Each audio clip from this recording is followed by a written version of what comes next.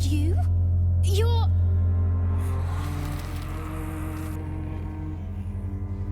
Twist 'em up.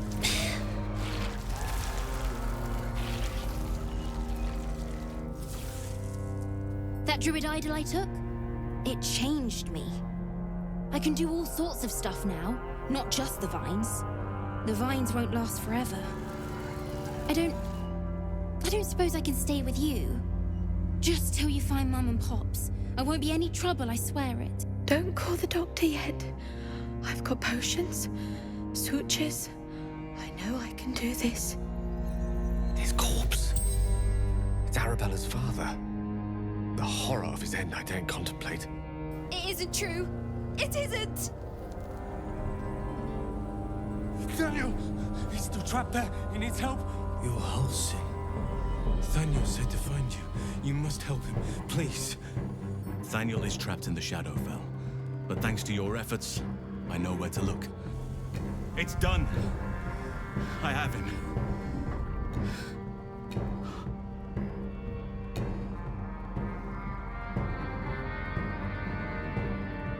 But something's wrong. Dreadfully wrong. Where lies your guilt? The waning moon. This woman tended a bar where she took her patrons, her friends, into her confidence, promised their secrets were safe with her. Yet she turned their words into knives and stabbed them in the back. Go to the distillery, the one she calls the Waning Moon. Find the ledger and bring it to me.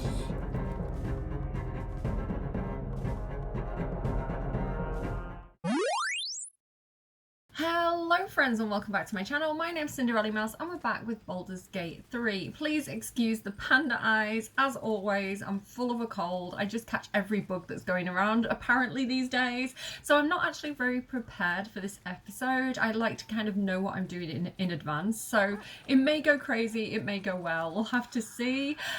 So jumping kind of into it and the plan for what we're doing today. If I go over to the journal, what I want to do is well, the first thing we need to do is finish this Find Arabella's Parents quest. We did actually find Arabella's parents. Unfortunately, they had passed away due to the shadow curse and seeking help in the House of Healing.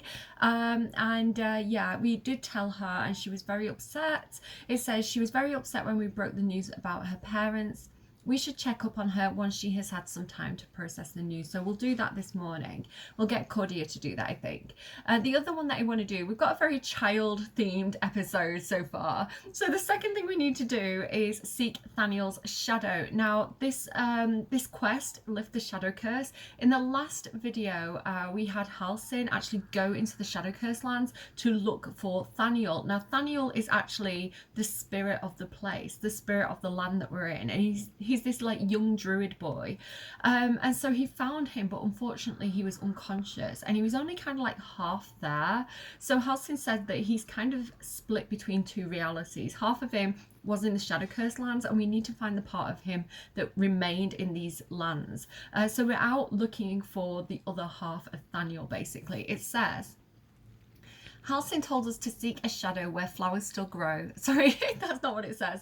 Halsin told us to seek a place where flowers still grow in the Shadow Curse lands. Among the blooms, we might locate Thaniel's missing half, the key to curing his illness, and then along with that, lifting the Shadow Curse. So that is definitely something that I think should be a priority, because that Shadow Curse is not doing good things for anyone right now. The only other thing that I think we're going to do in this episode is punish the wicked. He who wants to bring justice to the victim of a murderer. To do so, he needs a ledger belonging to the killer. It's hidden in the Waning Moon. So we know where this is. We saw it on our way to Moonrise Towers. So it's okay, puppy, it's only me. We'll go to Waning Moon and we'll look for this journal, this ledger, and kind of return to him, hopefully in this episode, all being well. So let's get on with it then. A couple of things before we head out. We do need to level a few people up, and I've got some inventory things to deal with. Hopefully it's not going to take us too long. That puppy really is barking. So here we go. Some of the things that I want to kind of talk about. These two rings, the True Love's Embrace and the True Love's Caress, that we got from the husband and wife at the House of Healing. I have looked into this further, and so like if we open these up, you can kind of read a little bit. You can just pause and read if you missed that in the last episode, and kind of see what the deal is with them. What I think has happened, so if I go on here, it says gentle warding bond. So one person who's wearing one of the rings can cast gentle warding bond on the other person. And when they do that, let me actually just go over to this. When they do that, it says that they gain resistance to all damage and get a +1 to their armor class and saving throws. So that's lovely, right? It's just a husband and a wife kind of protecting each other.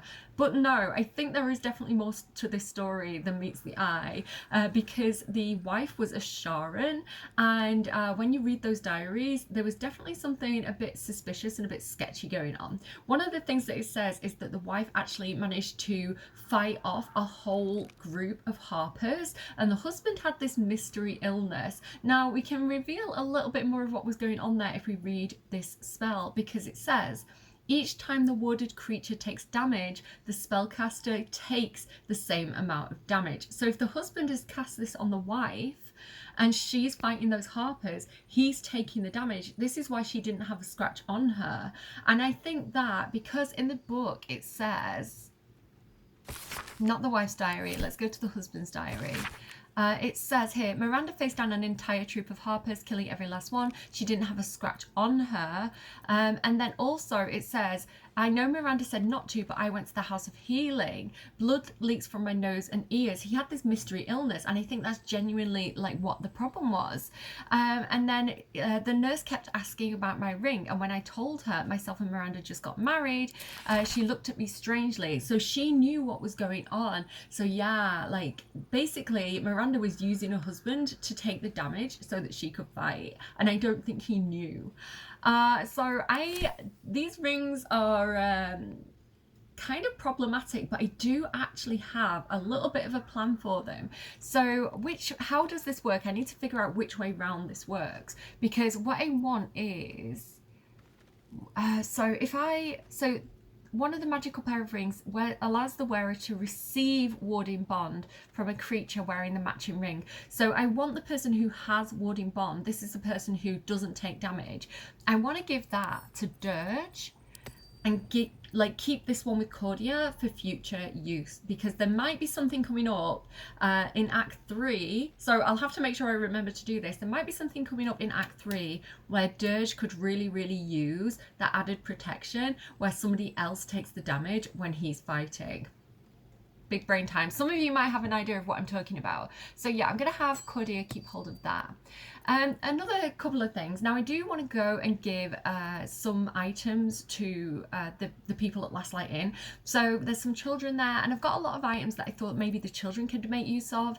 So for example, these practice swords and some stuffed teddy bears, and a few interesting items like the glass goblet and the magnifying glass. I know I said I was going to give that to Gale, but I thought the children could make use of that.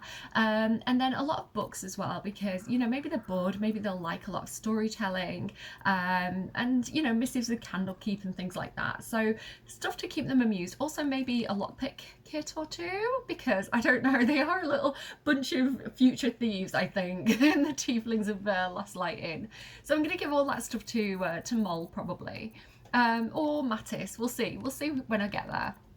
But there's these two bears, Fuzzy and Lucas, and I thought maybe it'd be nice to give these to our companions, so everybody has something to cuddle at night if they're not cuddling each other. And I thought maybe I'd give Fuzzy to Halcyon because he's the new member of the group, and I just thought it was really cute because he's a big bear, he's a fuzzy bear, so I'm going to give him a fuzzy bear. I thought that was wholesome, so I'm going to go ahead and give that to Halcyon. And then Lucas, I think I'm going to go ahead and give that to Karlak as a gift. Let me go down to Karlak here. I don't think she has any toys yet, and she does seem like a big kid to me. She does have the toy chest. So yeah, I'm going to give her that bear as well, because she does actually, if you look at Karlak, she does actually have a bear called Clive. at her tent. So now Clive has a companion. So I thought that was really cute because she's already got an interest in like the cuddly toys. The other person who I thought about giving it to is Shadowheart. But if I show you her little bag of like her precious things, I always give them like, you know, a bag where they get to carry things that are important to them. So she has a few different things in here, like a Dark Justiciar mask, the magic ring that we got from Mattis right in Druid's Grove, because Shadowheart loves children. This is canon to her character. Some shells, some interesting shells that I've been picking up along the way to give to her. Idol of Shah, the Night Orchids, some pretty gems, but she already has a stuffed bear. Now this is the bear that we got from the Blighted Village all the way back in Act 1, and we dug up a treasure chest, and it was like outside of school, and there was some things in there, and I allowed her to keep that teddy bear that we got from that chest. And so she already has a teddy bear, so she's not going to make any use out of that. So I'm going to give her the music box because I love Shadowheart. I want to give her presents, and like I want her to have nice things, right? I feel like, you know, growing up among the kind of like Church of Shah, maybe she didn't have very many presents, you know, maybe the children there didn't have like Christmas or anything like that, not that they would in Faerun, but you know, it's nice. I want her to have her own special trinkets and her own things that remind her of this journey that she's been on with a new group of friends who love her and don't want to always fight her or like hurt her. So yeah, I'm gonna go ahead and give her that. One other present that I have, well, two presents actually. I've got the Idol of Sylvanas, which gives us this great Sylvanas' blessing, and so obviously it makes sense to give that to Halsing because he worships Sylvanas, so I'm going to go ahead and give that him. And what that means is whenever he's in the party, whenever we're close to him, we're going to have Sylvanas' blessing, like whenever we're like logistically close to him. So that's a really nice kind of perk for having Halsing in our group from time to time. What else as well? The other thing that I have to give to Halsing, sorry, I'll get on with it in a minute, guys. I do a lot of planning. So if I go to Cordia's backpack, she has been carrying around for the longest time, all the way from Druid's Grove, Halsing's pipe with the intention of giving it to him at this point. So I'm going to go ahead and send that over to Halsing. Now I've got a question, guys. Can you actually equip a pipe? Because I can click on it and it says can't use right now. But I have been watching Mapokalops and his character has a pipe in his mouth. And I'm like, how on earth did he get that in there? So I don't know like what slot it goes on. I don't know how to equip it. So please let me know if it is actually possible to equip Halsing's pipe. So you can also see here in his inventory he's got a lot of armor. Shadowheart has some weapons in her inventory. I'm going to go and just quickly sell these at the last light in to get a little bit more money. And I also want to quickly check out their inventories as well, just to see if anyone has a decent bow, because Halsing doesn't currently have a bow. Yeah, that is my mission. The other thing that I wanted to show you, because I couldn't remember if I'd shown you this or not, just again because I'm talking about like backpacks and inventory. If we look in Minthara's inventory, this is so cute. We actually have, hang on, what's going on here? There we go. We actually have the love poetry. Is it Clagger? Is that his name? Clagger from the Goblin Camp, who was in love with Minthara, and he's been writing her all the poetry and the love letters. So yeah, Clagger. So your dearest, your excellency, and most prettiest Minthara, you might not remember me. I ain't nobody important after all, not yet. So she's got all that love poetry, which I don't think she would necessarily appreciate, but it was for her, so I thought I'd give it to her. You know, it's really funny to me. I've played a little bit with Minthara off screen, and she's definitely not optimized. Like, if you bear with me, Minthara is going to get very, very, very powerful, but currently she's not as strong as I would like her to be. But I am going to go and take her out to kind of run around a little bit in this video. Okay, so, hello. So a couple of like housekeeping things that I'm going to do. I'm going to do my usual thing because I haven't done it kind of in prep yet, where I go around and I have Cordia put Longstrider on everybody. Which, if you've forgotten, it does mean that everybody gets their movement speed increased by 3 meters. This is a ritual spell. It doesn't cost me spell slots, so I can put it on everybody who's going to be going out today. I can also do things like speak with animals as a ritual spell on her. I've also got my mage armor, Eye of the Storm, which I think is a modded item, but you can just use mage armor if you're a sorcerer or a wizard or any character who doesn't wear armor. You can get this from spell scrolls as well. Dirge has them. The other thing that I like to do with Cordia is go ahead and I'm just recapping because it's been a while since I've talked about this, so I thought it was interesting to show it on camera. I also have the Pearl of Power, so this means that I can convert a level 4 spell slot. Sorry, is it a level 4 spell slot? Oh, that's not my Pearl of Power. It's a level 3 spell slot. Creates, I can convert a spell slot into sorcery points is what I'm trying to say. So level 3 into sorcery points. There we go, that's going to give me extra sorcery points so that I can do my quicken spell more often. And then I just go ahead and I switch out my necklace for the actual Pearl of Power, not the modded Pearl of Power. And then what that means is that I can go ahead and use that somewhere to get my sorcery point, my spell slot back, my level 3 spell slot. So if you watch here, I'll use this and I've got my spell slot back. So just a little bit of housekeeping that I like to do in between episodes. And again, I just kind of wanted to show you kind of what I was up to with that there. So I'm going to go around. Who else has housekeeping? I know Gale, I usually put mage armor on him, but he's not coming out for a while today. Dirge has a few things that I like to do. I'm going to run around and put Longstrider on everybody. The only other thing that I think I'm going to do is Astarion needs to go ahead and bite someone. And, you know, Halsin's right here. And he's pretty hot and tasty, if I do say so myself, in his new armour. And I think, you know, maybe Astarion would be curious to know what Halsin tastes like. So there we go. Halsin disapproves. Oh my goodness. But Astarion is now happy. I was wondering if he was going to have some kind of like dialogue there when we did that. I can now cast Lesser Restoration on Halsin because Halsin has Bloodless, which makes him a bit woozy and gives him a -1 to attack rolls, saving throws and ability checks. We don't want him to have that. So I'm going to have Astarion make amends. And use Lesser Restoration on him. Can't reach destination. Yes, you can. Wasted blood. Get over here. Little brother Astarion. There we go. And that's got rid of Bloodless for us. So now Astarion is happy. Halsin is no longer mad. So all good stuff. I am going to, before I forget as well, I'm going to go ahead and switch out for the Guidance Pendant because I think we're going to need that today for some ability checks. Yeah, I think that's pretty much it. So I'm going to go ahead and put Longstrider on everybody, and then I will be back with you and we'll head to the Last Light Inn. Okay, everybody fully Longstrided. Before we head to the Last Light Inn, I totally forgot. Hi, Scratch. We've not spoken to Scratch in the Owlbear Cub for a while. Let's do that. The dog is unable to speak through the small bag he holds in his mouth. Such a good boy. What have you got there, Scratch? I don't know. Maybe you can tell me. Salami. All I know is I thought of you when I saw it.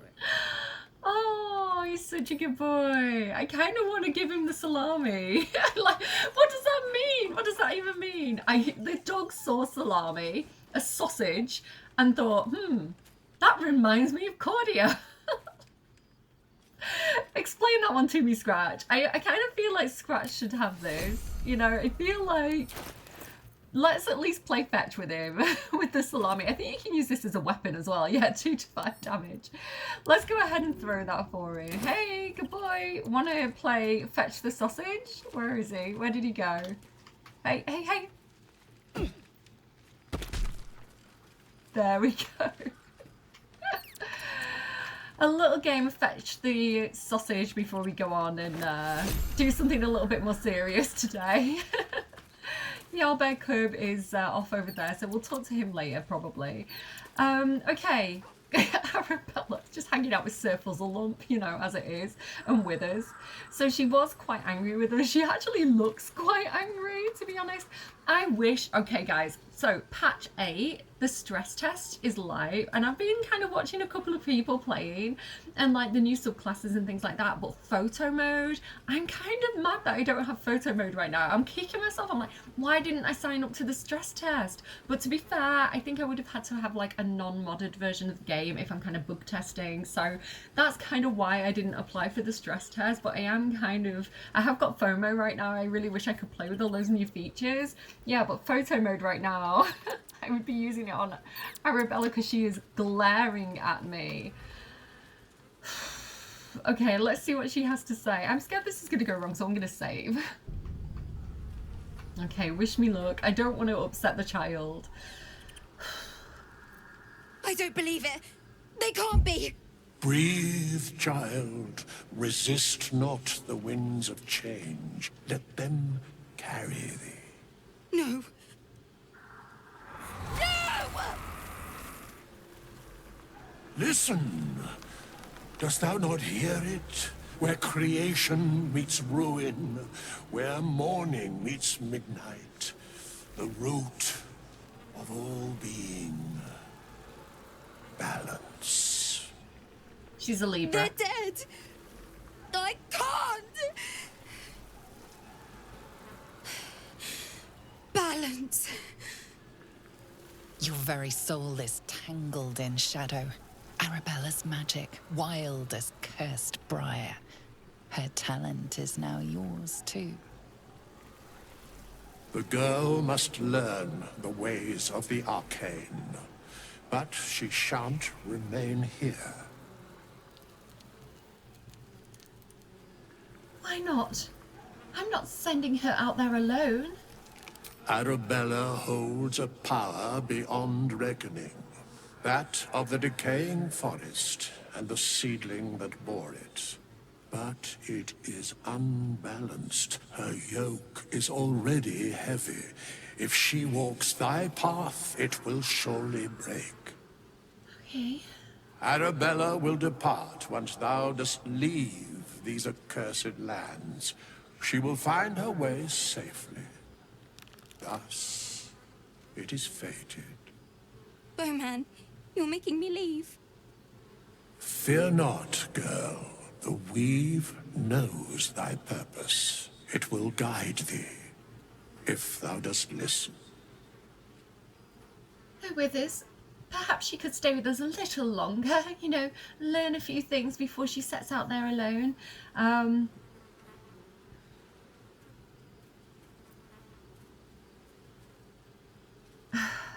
I do trust Withers, but I think Cordia's main urge would be to parent and to reassure. So she's gonna say, I'm not going to make you go away. Thou must. Withers.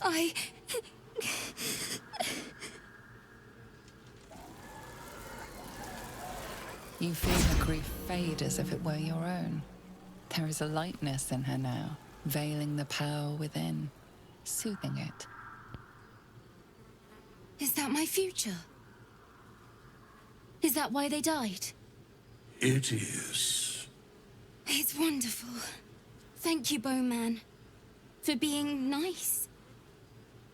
If there are people like you around, perhaps everything will be all right. I love Withers. Withers is great. Such a great character this whole game. Let me know your Withers theories down below. I kind of think maybe he's Jurgle. Or maybe he's like an avatar of Jurgle. I don't know. Maybe he is just his own thing. He's definitely like a lich, right? Like he says he's like the scribe of the dead, but isn't that Jurgle? Okay, find Arabella's parents. Withers encouraged Arabella to learn the ways of the weave. She left to find her own way in the world. Like, she could have hung out with Gale for a while. Like, if she's learning about the weave, surely Gale is a great kind of source of information on that.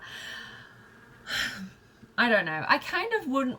I remember in my first playthrough, I kind of wanted more here. Like, I wanted Arabella to stay a little bit longer. It does feel a little bit harsh. It does feel very... Like, you want to do more for her. The poor kid, she's like, find my parents, and you're like, okay, they're dead. And then she's like, oh no. And then Withers is like, right, F off now. So it just feels very jolty, and I kind of wish there was a little bit more to that whole process. Like I say, like hanging out with Gale or hanging out with like Halsin for a little bit, you know, having a bit of dialogue and then leaving would have been more comforting for me as a player, I think. But she's out there alone now. Fingers crossed she's okay. We do have this Shadow Blade ring. Shadow Blade, level 2 illusion spell. One of the relics of the Deep Dweller. We read about them when we were kind of investigating underneath the Last Light Inn in that kind of like weird house. I believe that there weren't drow. When I've kind of googled it afterwards, I believe that there were actually Dwegar, which makes sense because it sounds like Dwegar, right? Dweller. One of the relics of Deep Dweller's rebellious children long ago in a foreboding realm called Hammergrim. Deep Dweller, daughter of the dear god Ladurga, who's the god of the Dwegar, I think. What does that say? Something a great many heirs, sired a great many heirs to her twisted throne. I can't really read it. It's hard to read on my screen. I've got a really old monitor, so it's very pixelated. I can't see that detail. But yeah, interesting. Shadow Blade ring. Who do we want to give that to? Because you can summon a Shadow Blade, and it's actually really quite powerful. With a shadowy short sword in your hand, it deals 2 to 16 psychic damage. I feel like it kind of suits Shadowheart because she's all shadow magic-y, but I've been giving things like this as well to Astarion because it's like the idea of him melting into the shadows. Are you okay? Yeah, sorry. So it suits Astarion, the idea of him like melting into the shadows. He's very shadowy person. I also like the idea of giving it like dirge perhaps, just with the idea of, you know, maybe if he ever drops a weapon, he can summon one. I don't know, I'm going to give it Astarion for now. I think it does suit him. I think that's pretty cool. Nice, and apparently we have some of Arabella's magic. I don't really know exactly what that means. I don't know if that means that we've got like something extra going on here than we had before. Yeah, I'm not sure. I don't think I have any like more spells than I could originally already do. I think everything there is kind of... Oh, maybe twisting... There you go. Arabella's Shadow Entangle.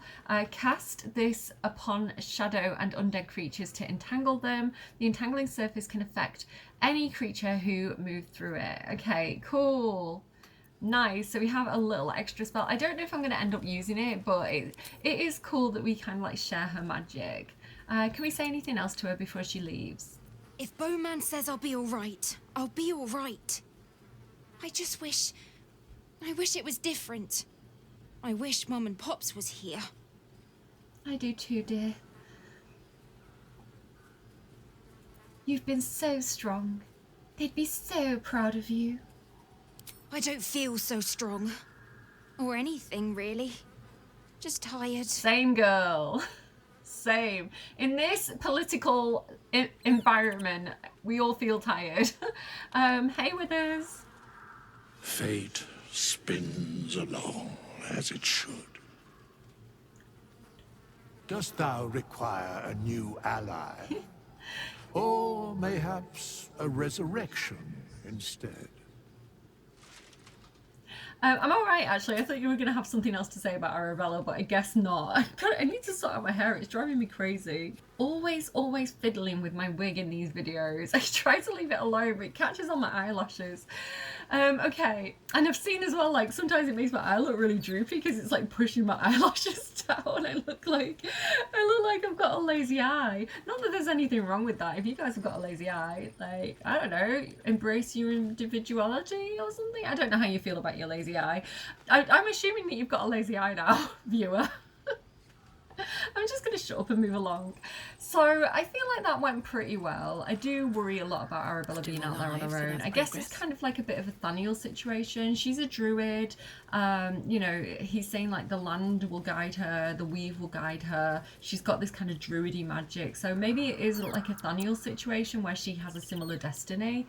I like the idea of like Arabella having you know, a special fate. So, you know, her parents didn't die for no purpose. Like, everything was meant to happen to have a certain result, and hopefully that's going to lead her to be very empowered. Although I do wish that there was a way of having like this outcome and being able to save her parents, you know, like the perfect outcome for the perfect playthrough.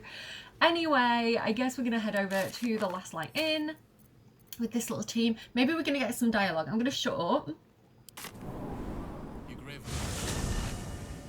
better be.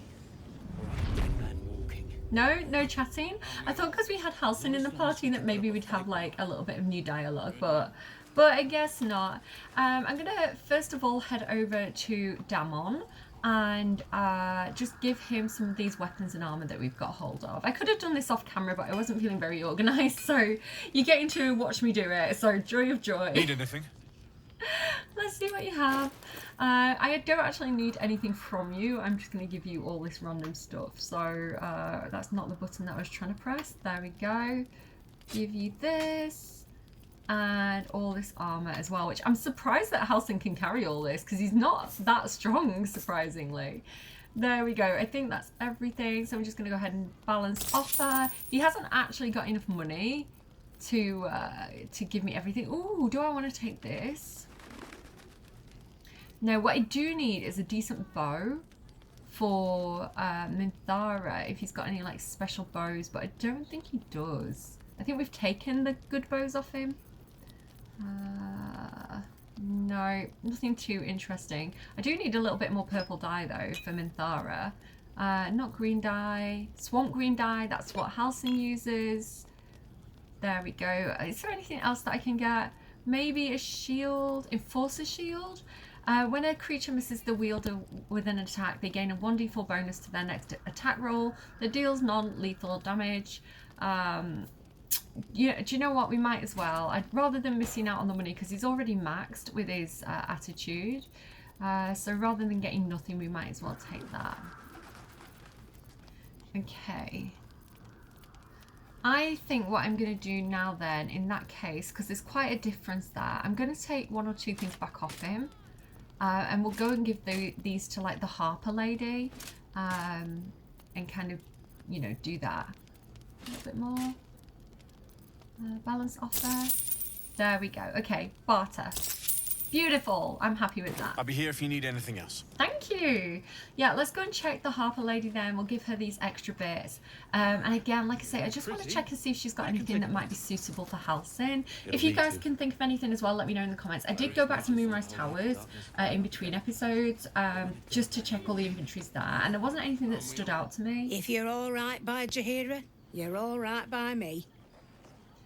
Let me see your wares. Let's go to barter. And we've just got these bits and bobs to give to her. So she does actually have some quite interesting spell scrolls and things like that. Like Sunbeam is super handy. Yeah, what does she have here? Shah and crossbow. I think we actually gave her those. I think we sold those to her. Hand crossbow. Not really. More purple dye, green dye, pale green dye, pink green. Melon fruit dye, light blue dye, that's what I use, but I think I've got a ton of it. Black and furnace red dye is always handy. I'm going to take that. Oh. Do I want to take the scrolls of Sunbeam? I think I'm okay. I think I'm just gonna take the money. Balance offer, barter. We have got a few more opportunities to trade with her Take care now. before we move on from this area, so that should be fine. Plenty worse in there. And let's go ahead and nip in here and talk to Mattis as well. Let me see what you have. Okay. So the stuff that I want to give to him is kind of all cramped up here now. That's not the best. It's all mixed in with my other stuff.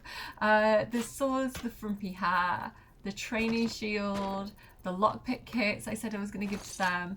All the books are mixed up. Oh no, that's not good. There we go. Okay, this is what I want to give to them. So what I'm going to do is I'm going to grab it and I'm going to give it to Halsin just so it's a little bit more organized. I'll get there eventually. Guys, I will move along. It's not going to be an entire like shopping video. Okay, so all this stuff is the stuff that I said I was going to give to the little guys, except for, having said that, except for the torch that needs to remain with Halsin. Why does it mess up your inventory like that? I had everything organised. There we go. Anything that I want to take off him? No, I think we're pretty... I love that. The arrow of sparrow slaying. It's so funny to me. No, I'm just going to actually donate this stuff to him. Yeah, we're not actually... Pleasure doing business with you. You too. Premium trinkets I'm not and actually doodads. charging the kids for the stuff. Like, I'm donating that. I'm keeping the kids on side. They are the future of Baldur's Gate. And I want to be in their good books when they're running the city. So you can see here everybody's getting Sylvanas' blessing still because Halsin has that idol. Right. What am I actually trying to do here? Let's chat with Halsin and just see. Let's go over here and just see if he has anything else to say about looking for this kid. Last night in. We rallied here once, years ago, before the assault on Moonrise Towers. The Archdruid at the time spoke to us all, inspiring our courage. He was a fine leader. So they're actually the events of the previous game. Actually, before we go anywhere, Halsin, come with me, Oak sir. Father, guide my step. Halsin has like a special dialogue with this bear here, and he has like special dialogue with oh, not Minthara, what's her name? Jaheira. If we're called, we join the fight. So let's have a look at that. True soul, we will land. What a vicious-looking creature.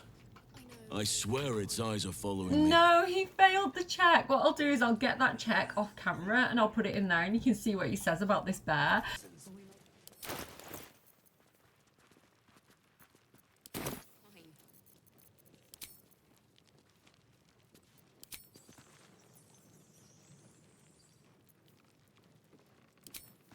Last night's best bargains, right here. Is that blood? No, never mind.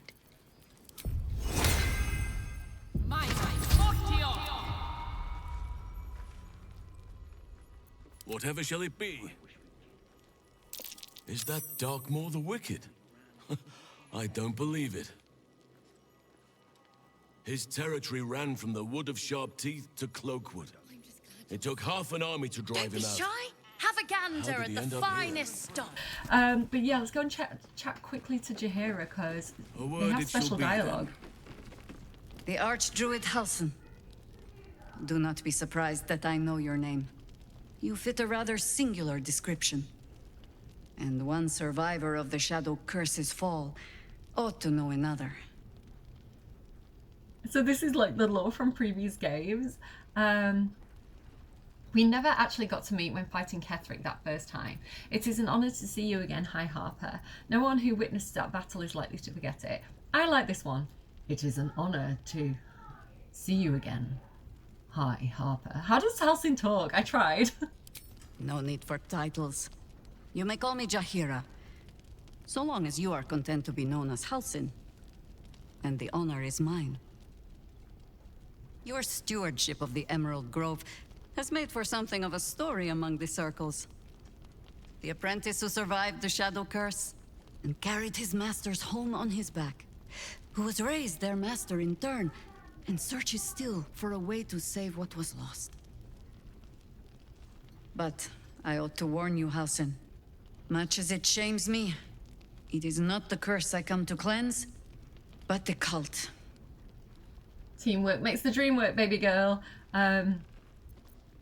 We owe a debt to this land to finish what we started. And I hope that we shall have that chance.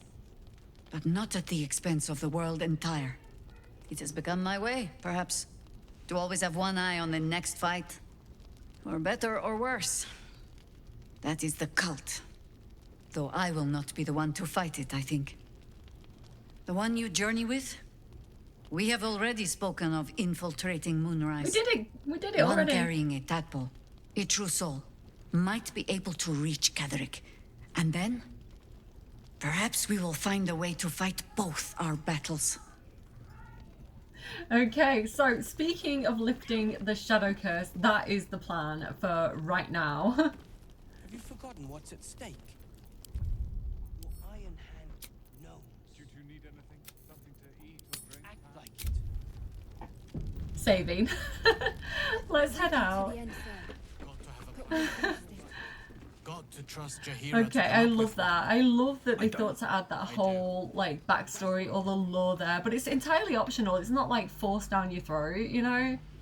Like, they make so many good choices with the writing of this game, I think. It's like, if you're interested in that, it's there. Okay, we are going looking for this Thaniel kid. So I think Halsin has marked it on the map for us where he saw this stuff. House in the deep shadows, seek Thaniel's shadow. So I want to go probably over to the shadow battlefield and work my way up from there. You could hear nature's symphony in this place. Now, it is quiet. Quiet and dead. I can make some animal noises if it will make you feel more at home. You bleat well enough as it is. They're not getting along very well. I can make some animal noises. Shadowheart just running around being like, moo! She does love animals. I thought they'd get on better. I had it in my head to do a whole like Halsin Shadowheart romance, like, and then they can retire and like raise animals on a little farm somewhere. I kind of love that for them. Do you know that Shadowheart is like one of the older companions? Halsin's probably like super old, but like apparently Shadowheart's like 40 something, and like Lae'zel's like 20, which I that's crazy to me because elves don't age like humans do, or like I guess like Githyanki do. So elves like live for like hundreds of years, so their 30 is kind of like still a child. I know this because I was playing well, she was like half drow, half high elf, no, half wood elf, in my previous campaign, my D&D campaign, and yeah, she was called Arabella as well. I think I'd accidentally channeled Baldur's Gate before I'd even played it. I was like, what's a good name? Arabella, she can be a druid. So yeah, but she was a half elf, and so I found this whole thing about like how basically until you're like 40, they'll call you by your baby name. So everybody who knows her, like everybody who's like part of her family, part of her like because she's a princess, obviously. So like everybody who kind of like is close to her calls her Ra, which is like the baby name, which is a literal child name for elves.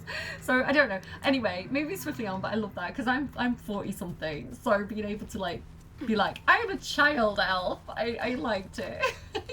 I liked being baby girl for a bit. Right, we're trying to look for this house, right? Up here?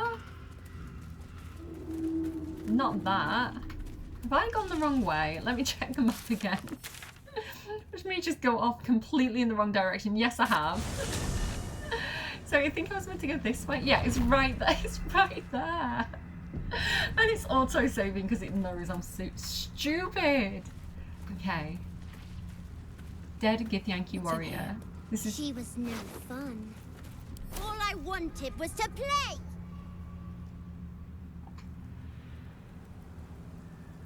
Everything's fine. I think we might have found this kid. There's definitely some like lavender here. And they did say that's what we should watch out for, right? Let me just get everybody to crouch. Hang on. Hiding failed. Well, never mind.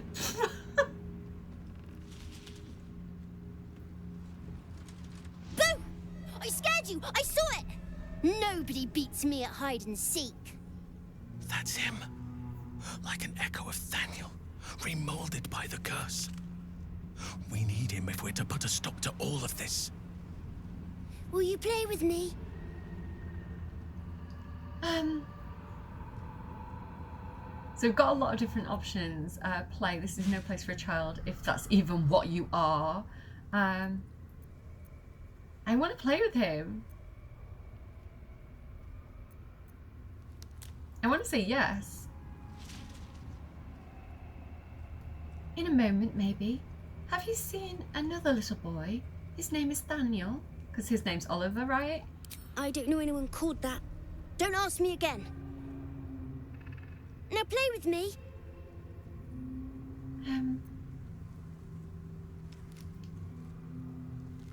Don't you have anyone else to play with? I have a mummy, a daddy, and a doggy. They'll be back in a while, but you're here now, and I want to play.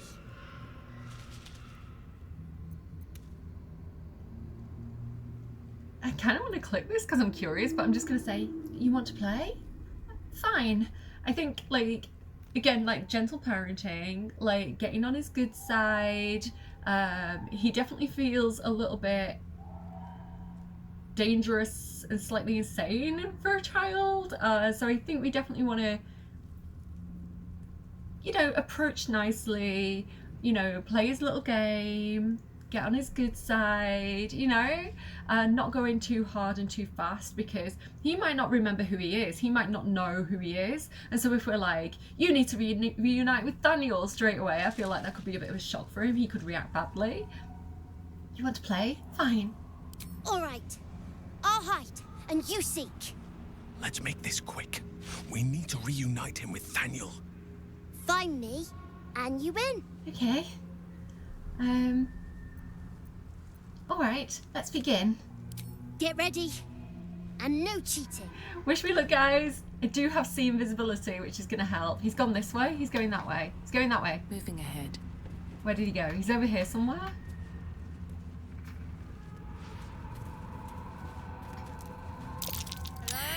Oh! You weren't supposed to find me. You weren't supposed to win. Ooh, I made him angry. Oops. Let's play again. Good idea. You're smarter than some playmates I've had. They always tried to leave before I was done with them.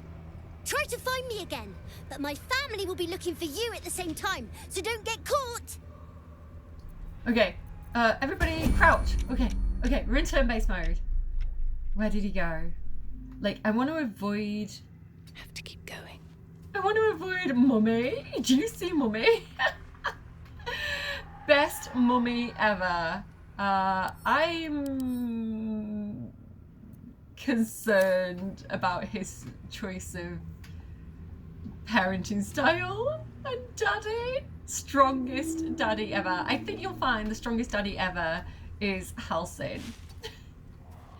Where is he? Did he go this way? I think I should probably dash, right? Where did he go?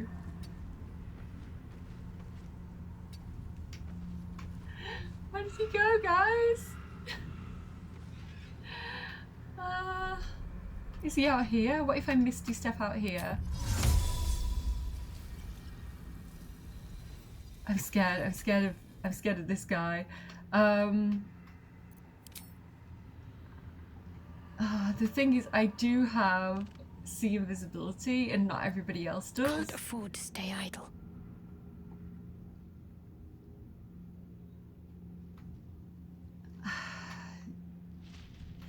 Okay. Need to tread softly.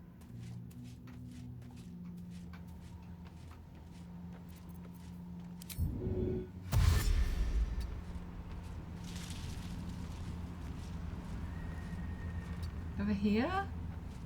I think Shadowheart can also see things because of her, like, radiating light. Okay, and turn.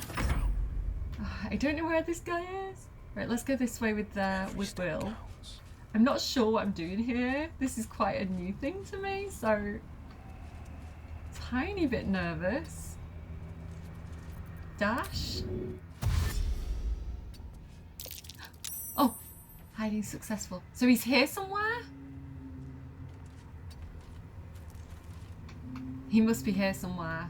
Okay. In that case, maybe I do want to come about here with the Cordia. Hiding successful. He has got to be here, right? Where is he? Where is he? Oh, do you know what I could have done? Because I've got like dancing lights. Haven't I got something like fairy fire that makes anything invisible visible? I should have done that. Okay, if we fail and we have to do it again, I use that. Okay. Do you have fairy fire by any chance? No, he has got like misty stab.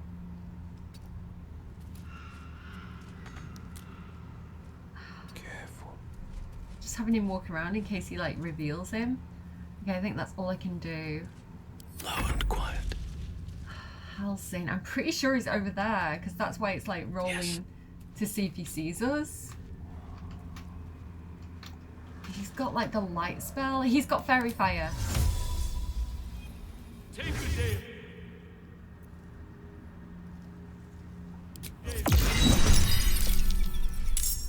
Oh, we're in initiative. I think that might mean that we did not do it. Oh, I see him run. He run. He's running. He's running. Oh, there he is. Okay, hang on. Wait. Okay. Let's not get caught off guard. I'm out of initiative. Perfect. That means I can go and talk to him, right?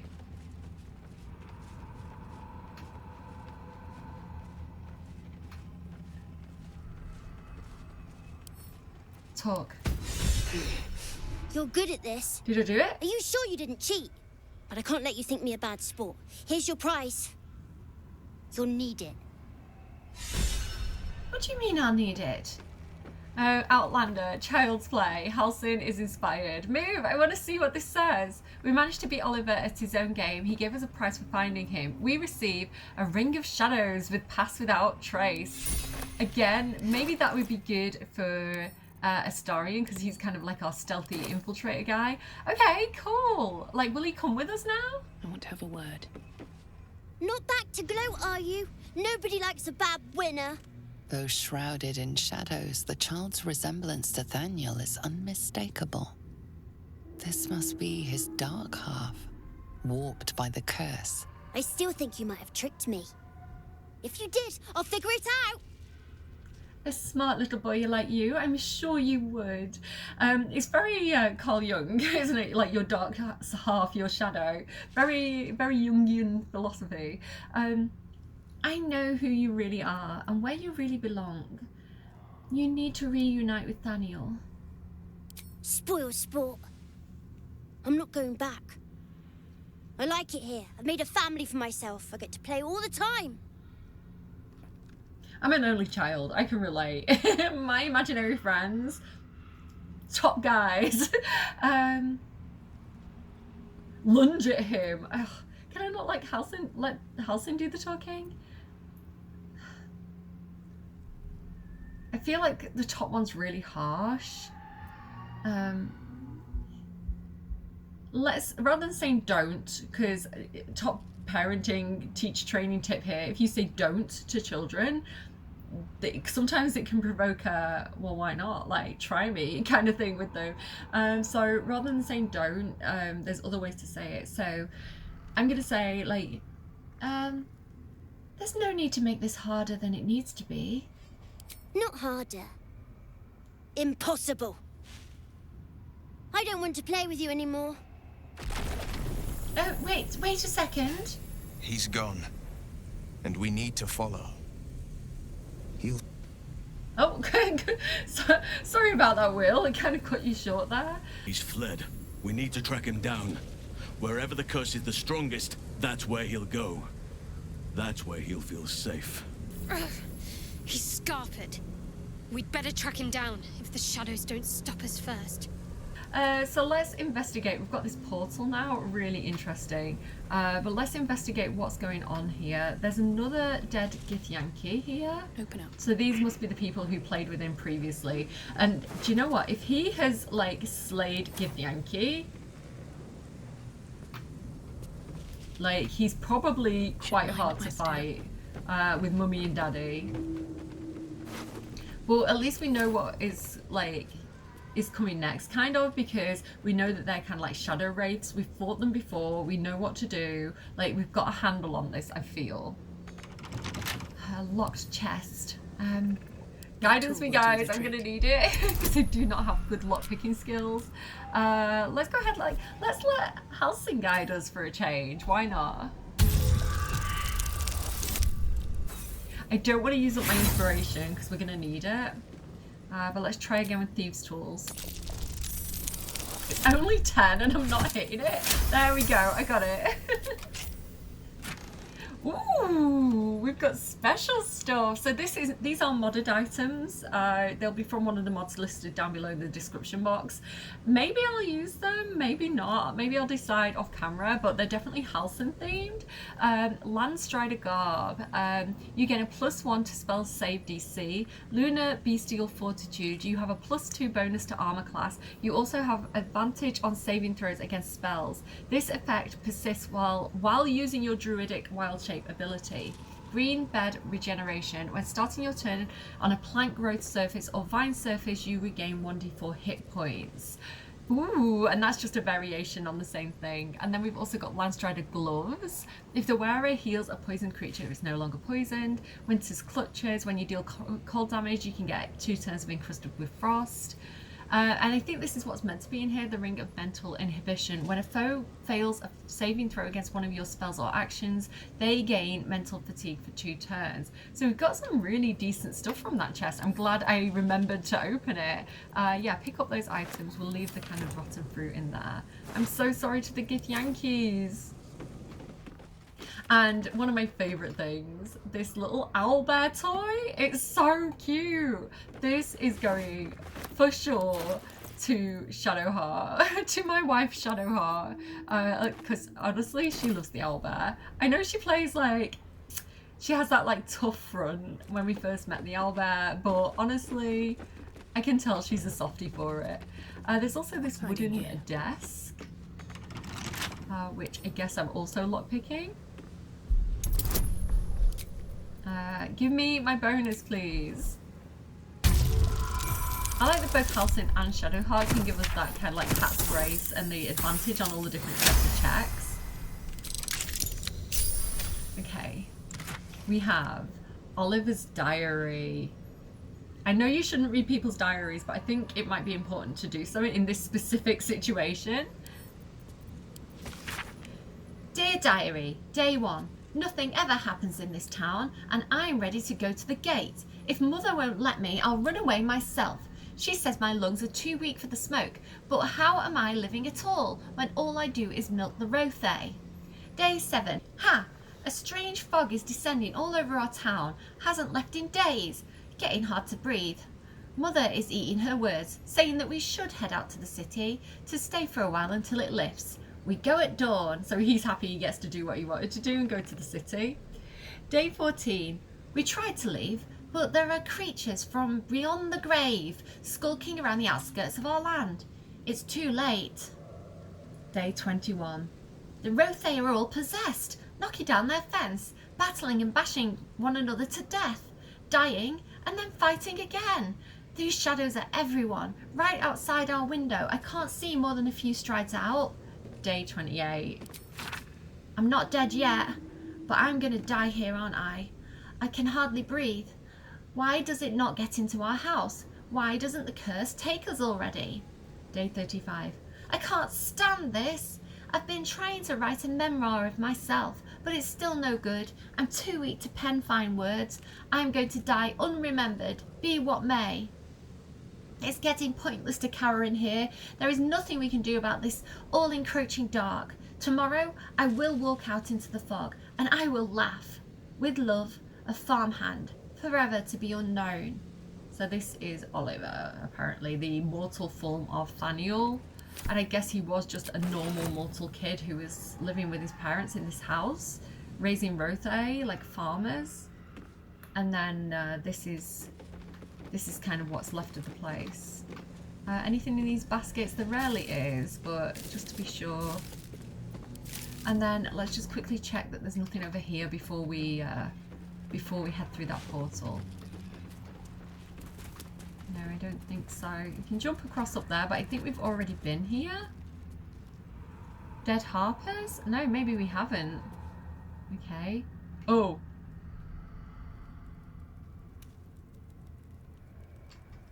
I'm gonna leave that for another time. Like, we'll leave that for later. I don't want to mess with the shambling mound. I think now is a good time to leave. Okay, so I'm not seeing much right now. I'm ready to jump in, but before we go, I think I should probably use the light cantrip on on Will. Does he have it right now? I think I have to like mess around with his rings, right? There it is. Okay, let's switch out this ring for a second and use the light cantrip. There we go. Just because we know that we're walking into a situation where we're going to be dealing with shadows, I feel like that is a good idea to do that. Okay. Anything else I can think to do? Do you know what? Before we go through, maybe it might be a good idea if I just go into... Yeah, we'll go through quickly. What I'm going to do is I'm going to get Shadowheart's Spirit Guardians up before we go through. I can always do it again when we're in combat. But let's... Yeah, level 3, Spirit Guardian, and then we'll go straight through. Ash and meat.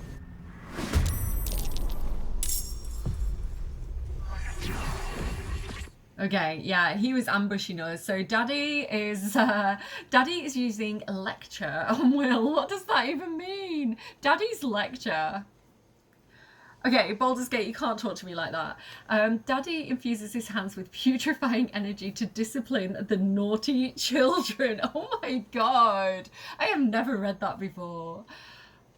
Well, good thing we gave him the lucky feat in the last video because we can re-roll that attack. Oh, and he's also used Daddy's Lecture on Halcyon. So Halcyon can use Warding Flare and possibly impose disadvantage on the attack, causing him to miss. Okay, he missed both of those. Perfect. All right, we're doing fine. We're good. We're good here. Halcyon's already taken a little bit of damage though.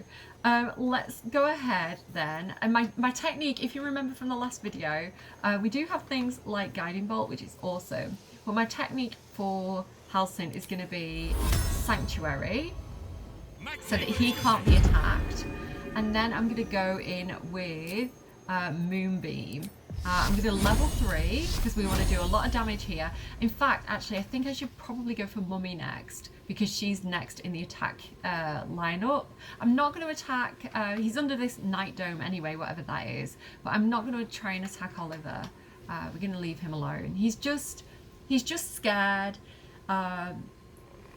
He's survived this long with his kind of imaginary, well, I guess they're not even imaginary friends. I guess this is like literally the shadow version of his parents. Like this is probably his mum and his dad, and they turned into shadows, and somehow they're still protecting him from beyond the grave, or he's got control over them. I don't know exactly, but yeah, I do feel really bad actually attacking them, but I do feel like it's the greater good of the situation, you know? He deserves to be in... This isn't a good place for him, right? To be in the Shadow Curse lands with his... playing with shadows. He probably is quite lonely. Let's go. We only did 9 damage, which is not the best. I'm gonna actually move. Do you know what? I don't want to move because this guy has this aura of Vial of Oblivion. All nearby light sources get extinguished when the Wraith is nearby, so I probably don't want to move towards him. I'm gonna hang out back here.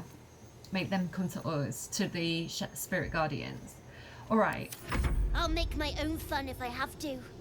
And my own friends.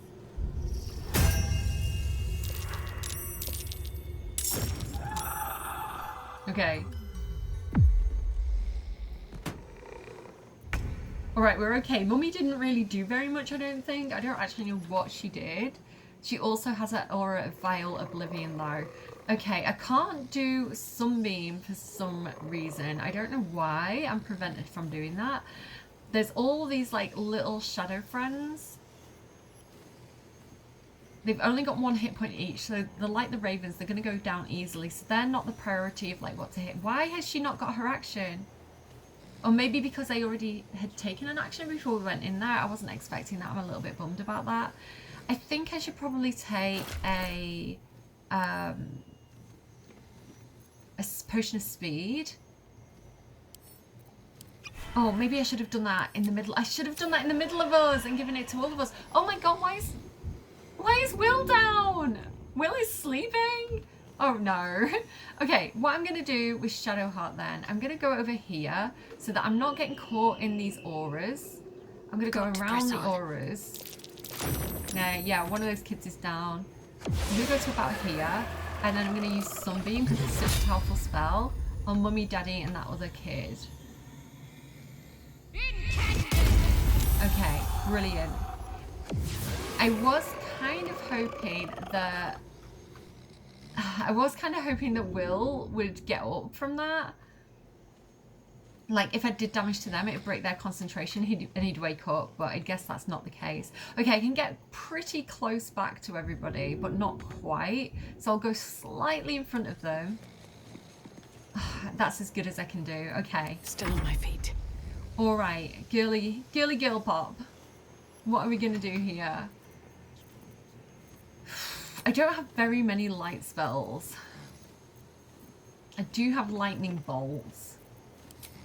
Are they impervious to lightning damage? They have lightning resistance. Yeah, it really is going to be radiant damage that is the way to go here. I think what I should do is get Will up, because he has a lot of radiant damage. And then I'm not doing a huge amount on my turn. I could use Quicken Spell. And that's going to let me do a spell on my turn, because I use my action to help Will up. I could do, yeah. I know they're not vulnerable to it, but wonder if the gods are watching me. Maybe Sleet Storm could be good. I don't know. I'm gonna Lightning Bolt because it does do a lot of damage, and I know they're resistant to it, but it will still do half damage. Yeah, not too bad. Also reverberation there. Unfortunately, I am out of the Ring of Protection from Shadowheart, but fingers crossed we're going to be okay. This is my time. Okay, Will gets to have his ghost. That is amazing. And what I'm going to want to do here is I can give him advantage on attack rolls against Celestials, Fiends, and Undead. Are these Celestials, Fiends, or Undead? They are Undead. Okay. So yeah, I do want advantage. There we go. I should have used the Potion of Speed in the middle of everybody so everybody got it, but it's okay. Let's use Divine Sense. It does mean his light's going to go out, unfortunately, when I run into this aura. Watch and learn. Yeah, I can see extinguished. Dude, I forgot about you. Nice try, though. Come on, Will. Don't let me down. Paladin Will, let's go. Oh, cool. He did a lot of damage, but he's still got 10 hit points. Do I want to risk an attack of opportunity? Probably not. Okay. You should have just left me alone. Well, one down. Oh, one missed, one attack. Oh, damn. These things are scary. Alright, where did my Moonbeam go? I think we can probably finish off this guy. Oh, but that's going to get Will.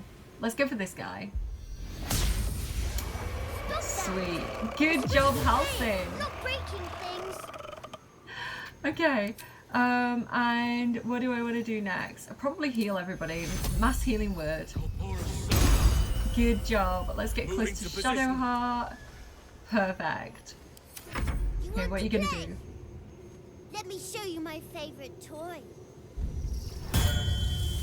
Fluffy memory. Oh, an owlbear! We have one of those too! And more scary children. Okay, this is alright. Owlbear has 60 hit points. I think what we should probably do, he's got 10 hit points. I am gonna level 4 Guiding Bolt with disadvantage. Damn. 49%. I can do it twice. Let's go. Roll with advantage. Lucky! Yes, she has lucky. Okay, 48 hit points. Okay, this is fine. This thing's scary. It has got a slam attack. Okay, let's go in with another Guiding Bolt. I don't think it needs to be such high level. 70%. Do it. Okay, that was not an issue. I'm so sorry I'm ruining your fun, but you're not playing nicely, so F you. F you, Oliver. Let's run over here, and I hope this doesn't extinguish the spell. On my way. Why are you doing this? All I wanted to do was play. He's saying, why are you doing this? All I wanted to do is play. Because you don't play nice, Oliver. Let's see if I can get these ones as well. Okay, this guy. Okay, I've only got one left. One left. And Oliver. Where is this other one? There. I can't get it. Or can I?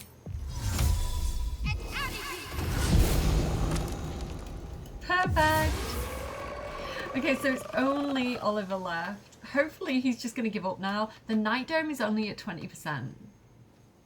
Okay, what are you going to do, mate? I don't want to hurt you.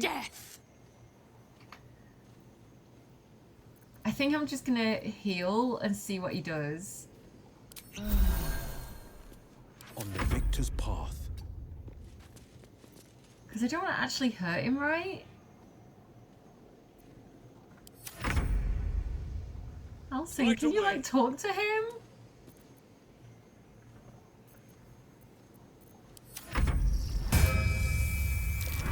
Oh, really?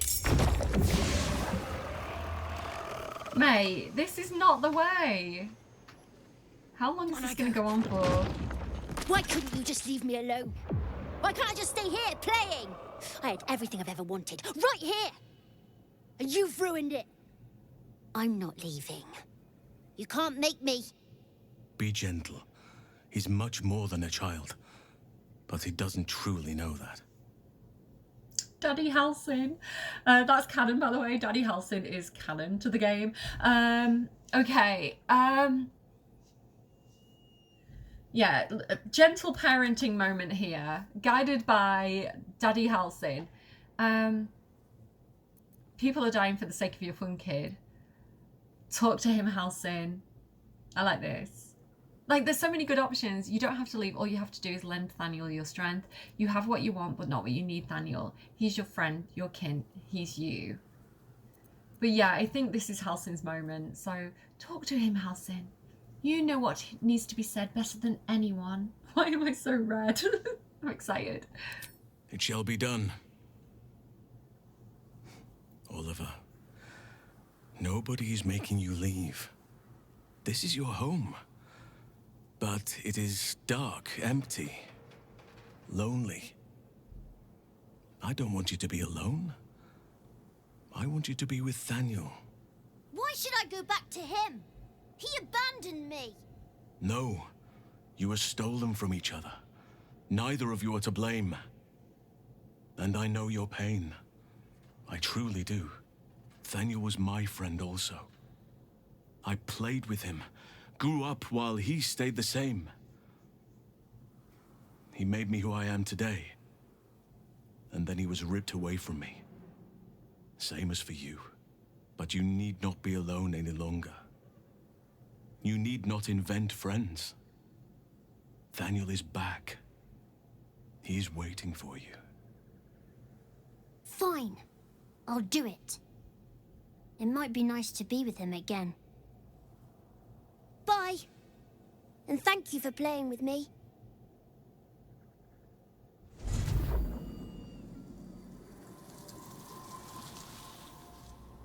The land is It's healing. done, at last. Soon the land will be unshrouded. We should return to Thaniel when we can. We did good here today, guys. So, yeah, awesome. I'm really happy with how that went, actually. I think what happened was the shadow creatures he was making, when they died, his like shield barrier went down. So when we killed enough of them for his shield barrier to go down, that's when he gave up.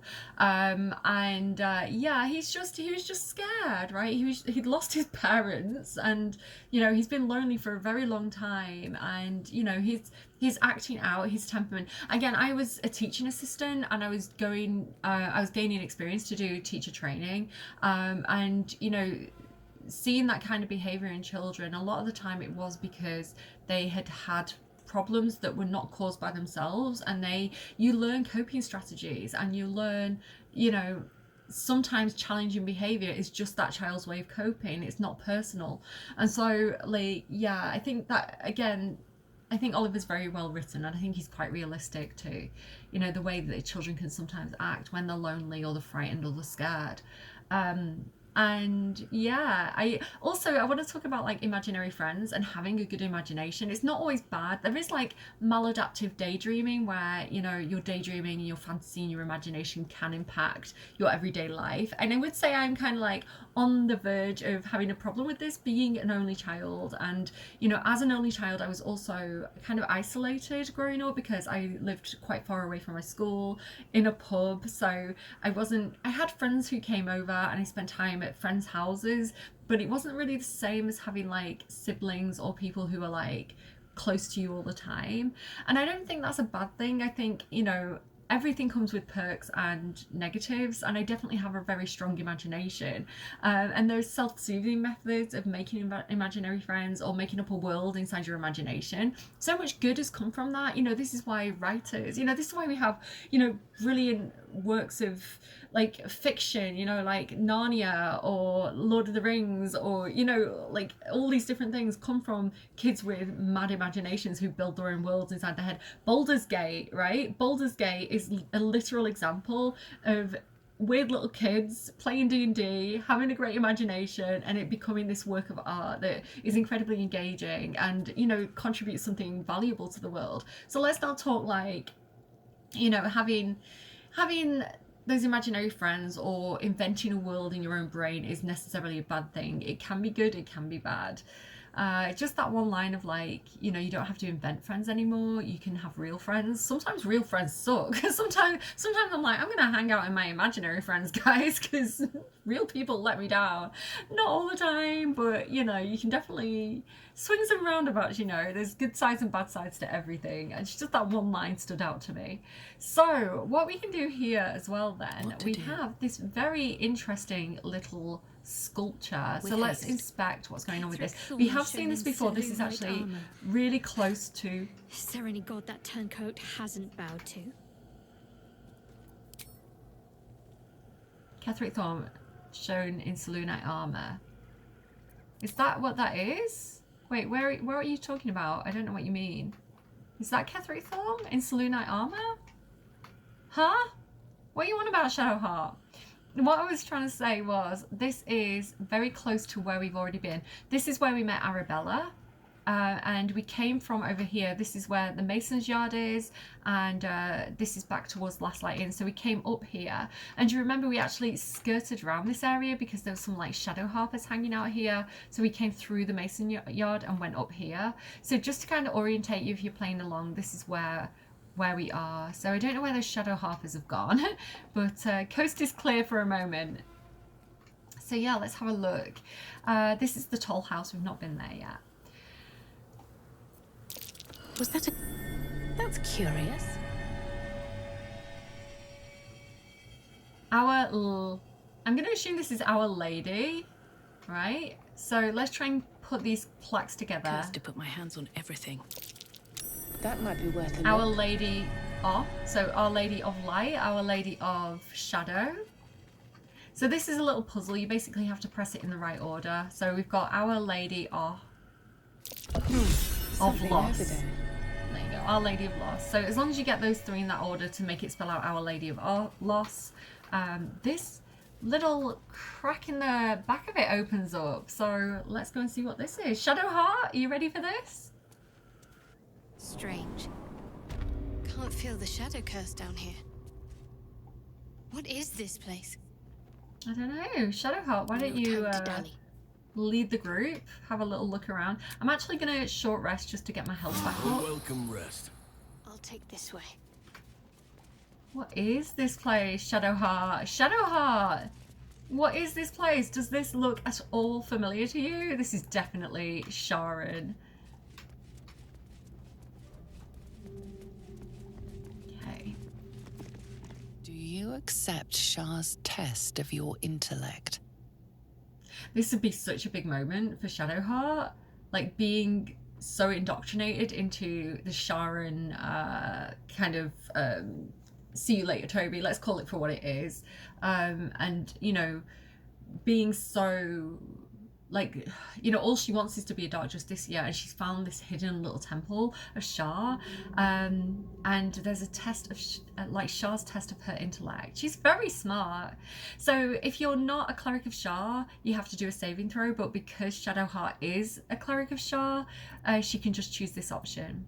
You are Shar's child. There is no reason to shy away. Nod in acceptance. You feel a small pulse of energy race up your spine, and a strange sensation of acceptance. I love this. I love the nuance of this moment, because, you know, anyone else can see that Shar is definitely problematic, but at the same time you love Shadowheart and this is all she's ever wanted, and so you feel happy for her, but you also feel scared, which is a brilliant combination of different emotions going on. Do you think yourself wise enough to be granted Shar's blessing? And I think Shadowheart would be like ready to be tested. Bow your head modestly. If you are wise if Shar deems so, ignorant if she deems so. A warm swell rises through you. Acceptance. You are worthy. Like, again, this is all she's ever wanted, is to, like, you know, similar to Lae'zel, where Lae'zel just wants to kind of like win Blackith's favour. Blackith's favour, that was hard to say. Like, Shadowheart just wants to, that acceptance from a goddess. Oh, gosh, okay. Are you bold of heart and sharp of tongue? Can you turn any and all to the Dark Lady's cause? Bold of heart and sharp of tongue. She definitely has a way with words, doesn't she? Less is more with Shadowheart, though. Nod. With Shar's words on your tongue and teaching in your heart, none can deny you. Confidence surges through you. You feel like there is nothing you can't do, no one you can't win over.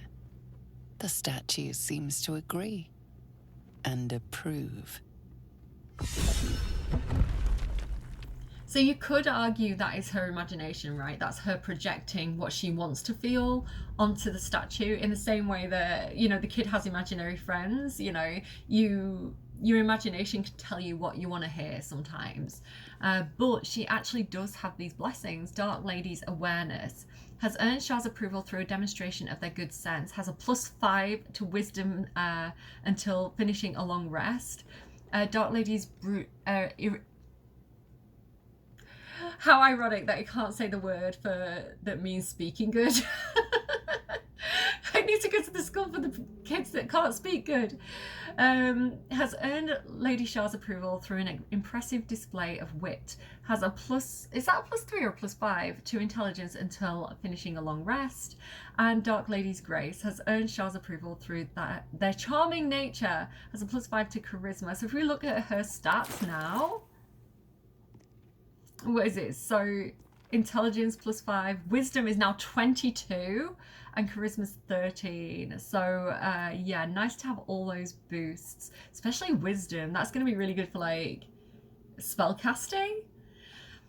I really wish that they were longer lasting. I wish that I guess you can kind of come back and re-roll and do it again and again and again whenever you need it, but I'm just gonna let Shadowheart do it because, and again, it's really good for your player character to do it, because getting a +5 to charisma is pretty massive, especially in this area where, like in the last video where we met Malice Thorm, who was the head surgeon at the House of Healing, and he was like a bit scary, and we got into dialogue with him, and I managed to talk him into solving the problem that was him by himself.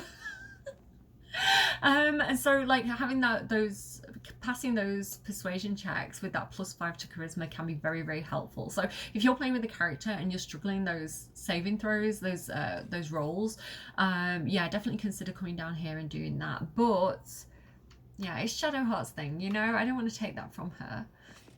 Let's go ahead into here then and see what's going on with this. Okay, so if you're a bit squeamish, fair warning that this is self-injury.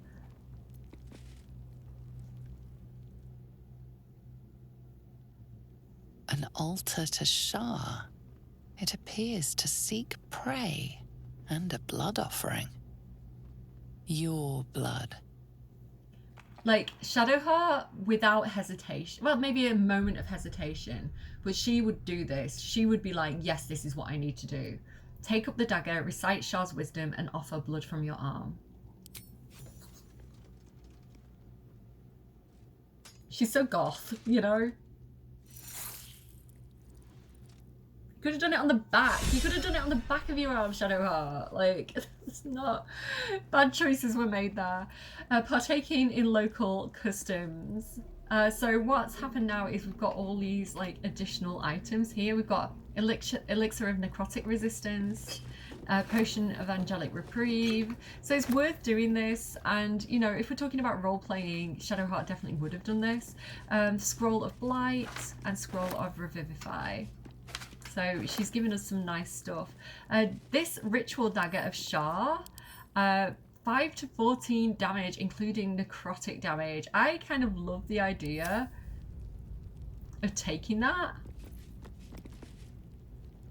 But the dagger won't be missed, take it.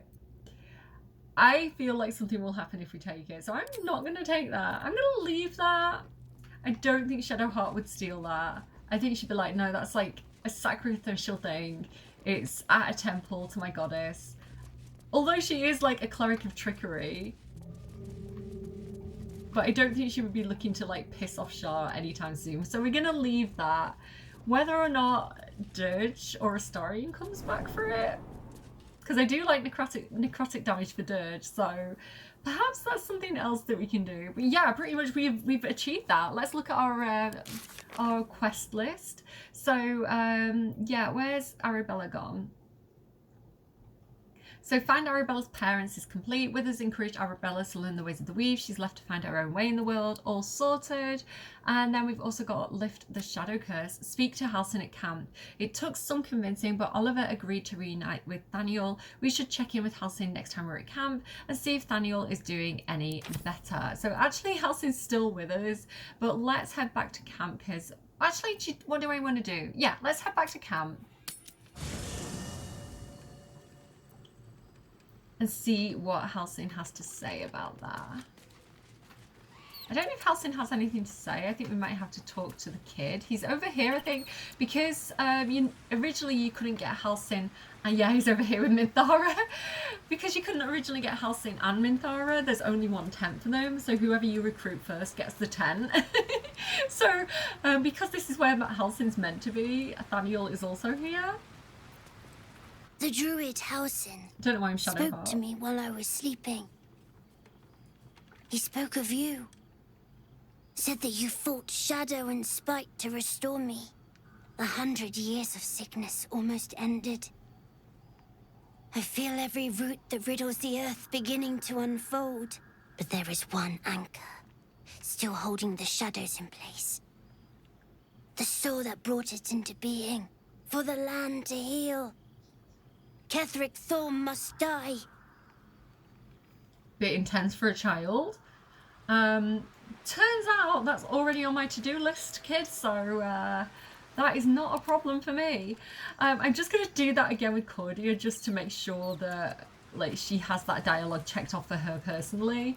And then we'll have a chat with Halsin and see what he has to say. Ketheric Thorm must die. Ketheric's soul still nourishes the shadows. Destroy him, so the land may heal, so that I may heal. Okay, kid, I've got it. It's a shame Arabella's left. I think she would have got on very well with you. You have that same weird, shadowy, druidy magic going on. Halsin. I need a moment for the two of us. Oakfather preserve you. We're only doing that. We're not doing anything else here today. I met a peer of yours, the druid Jaheira. Do you know her? I want to see what he says. Only by reputation. She was present when we marched against Ketheric Thorm, but on the far end of the battle lines from where I fought. And in the chaos that ensued, well, our forces were scattered. I led some to safety, but never learned of her fate. I'm glad to hear she survived. Aww. Though in truth, I should not be surprised. She was always said to be formidable, And cunning.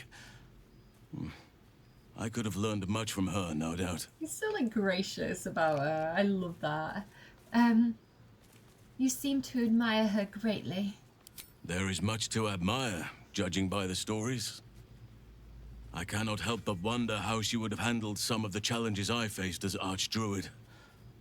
Defended the Grove, Korga, the Shadow Druids. At least now we can benefit from her presence, and perhaps work to a common goal. Okay.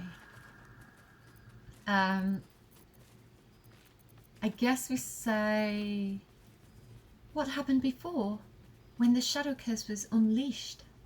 Druids and Harpers joined together to put a stop to Ketheric Thorm.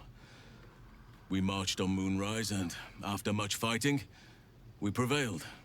Even in defeat, though, Ketheric turned to Shah. Not long after we sealed him away in his tomb, the Shadow Curse took hold. No one had seen the likes of it before. No one knew how to react. Then it started to claim all those within its reach. Those who had survived the battles now fell to the shadows, became part of the shadows. And worst of all, I lost contact with Thaniel. I wanted to try and find him, but we couldn't stay. We would have all succumbed. When the Archdruid of the Grove, my predecessor, was seized by the curse, I had to lead the survivors to safety.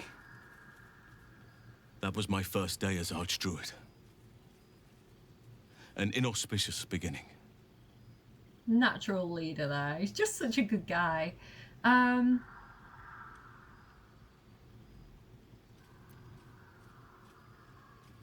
That's in the past. You faced the curse and rescued Thaniel from the Shadowfell. You're right. But the work is not yet done. Not while Ketheric Thorm still draws breath. It's on the to-do list. Don't you worry about that. A few things we need to clear up first. I feel like we're building up to it. If any of you are like, why aren't you doing that? Why aren't you doing the main mission? Because then you're not doing all those side quests and all the stuff that can happen in between. So I feel like if we're doing Act 2, then we want to do the pinnacle of Act 2 at the end of Act 2, right? We want to build up to that like big story point. So if you're wondering why I'm kind of dilly-dallying around, that's why. Because I want to show you everything the game has to offer. And lifting the Shadow Curse is important, you know? So finding Thaniel is important. You've spent all these years fighting the Shadow Curse. What happens once it's lifted? Honestly, I never thought I'd make it that far. But the Absolute is a threat to all, and I promised I'd help you with your parasite. So, I'll remain with you. If you'll have me, that is. Of course. I only wish you'd joined me earlier. So do I. But one duty at a time. Okay, cool. So he's not really mentioned much more, has he? I don't know if that progressed this or not. Reuniting Oliver and Thaniel is not enough. Ketheric Thorm is the anchor of the curse. For the land to heal, he must be defeated. Alright, yeah. We'll do that. We'll get to it, alright? Give me time. Alright, it's time. For those of you who have been like, where is my dirge content? Here's your dirge content. So, like I say, I probably do want to use a little bit of a mage armor on this guy. Do I need mage armor? I think we're going to be okay. I don't think we're going to get into too much trouble. Famous last words. So everybody's getting Sylvanus' blessing when they run past Halcyon. That's so funny. We're going to level everybody up. It's time. It's been a while since we got the opportunity to do this. It's not going to be the most interesting leveling up because a lot of these guys, I'm just going to give them fire. Because fighter is pretty OP. Sorry, I've got fluff on my lip. Fighter's pretty OP, and it's what I'm going to be mainly going for in this set of leveling up, and it's quite straightforward. So we do get a feat though for dirge. Some of the ones that I'm thinking about, because there's a few that I like the look of. It's driving me mad. The good thing about Dirge though is we can level him up to level 4 fighter and level 4 rogue, so that's 2 feats that we could potentially get him, like this time and next time he levels up. So I don't think I need to think about it too hard. But it is basically a choice between Savage Attacker, which I really like because it says when making melee weapon attacks you re-roll your damage twice and use the highest result, which is very cool for him because I do like this kind of assassin thing that I've got going for him. But I also really do like Martial Adept, and since we're leveling him up as a fighter, I'm just kind of trying to think ahead because there's one big story thing specifically for Dirge. Some of you know, some of you don't, but having something like Disarming Attack might come in particularly useful for that, possibly. I don't know, it could also not work, right? Because some people can be immune to disarming attacks, but that's my strategy. Without knowing for sure, that is my strategy, that disarming attack could be very useful at some point, and also trip attack. So I think I'm going to go for those for him. Yeah, let's do that. I think that's a good idea. Is that a good idea or is that a bad idea?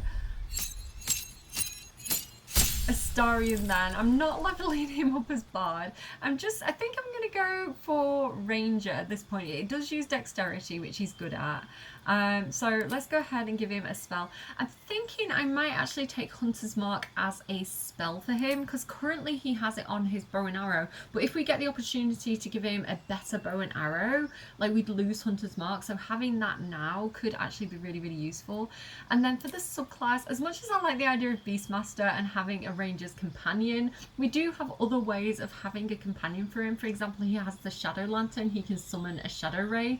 So what I think I'm going to do for him is Gloomstalker. Now some of this kind of stuff he kind of has already, but I do think it's thematically appropriate for Astarion, and I do like this kind of almost, you know how he's been running around acting like a drow? Like the idea of him also kind of having Shadowkai vibes, being a pale elf. I don't know, I'm liking it, but it does give him Dread Ambusher, which says you specialise in taking out foes swiftly and ruthlessly. You gain a +3 bonus to initiative, which is going to be amazing. And we also have on the first turn of combat, your movement speed increases by 3 meters, so he can be rapid with his like 3 opportunities to dash and an extra 3 movement speed from this and the 3 movement speed from Longstrider that Cordia gives him. Like he can get out of a situation really easily. So I do recommend that actually if you're playing as if you're doing like a solo honor mode run. I haven't completed that. I get distracted too much. I keep making new characters. But like if you are doing a solo honor mode run, like actually retreat, live to fight another day could be a really valid option. So having Astarion with the is it the Thief subclass where you get the extra bonus action, so you can dash twice, and then going Gloomstalker and having things like the extra 3 movement speed, and additionally you can also actually get Longstrider if you don't have any companions with it here. Like that could be a really good strategy for getting out of trouble if you're doing a solo honor mode run. So yeah, that's kind of what I'm thinking there. And it also does give him things like Dread Ambusher Hide. We already have that as a bonus action. Umbral Shroud, so you can become invisible. Again, we kind of have that already. But also Disguise Self, magically change all the aspects of your appearance, which I don't know, could be fun to play around with. That's what I'm doing for him. Probably the most interesting level up that I'm doing today. Mum Farah, we love her. I love the idea of doing Battle Master for her, but I think the most sensible thing to do for her right now is level her up with, she's already level 5 Paladin, right? So leveling her up as Fighter as well, and then I get a feat at level 4, could be really, really cool. So I'm going to go ahead and give her Champion, because I can get the other things from feats.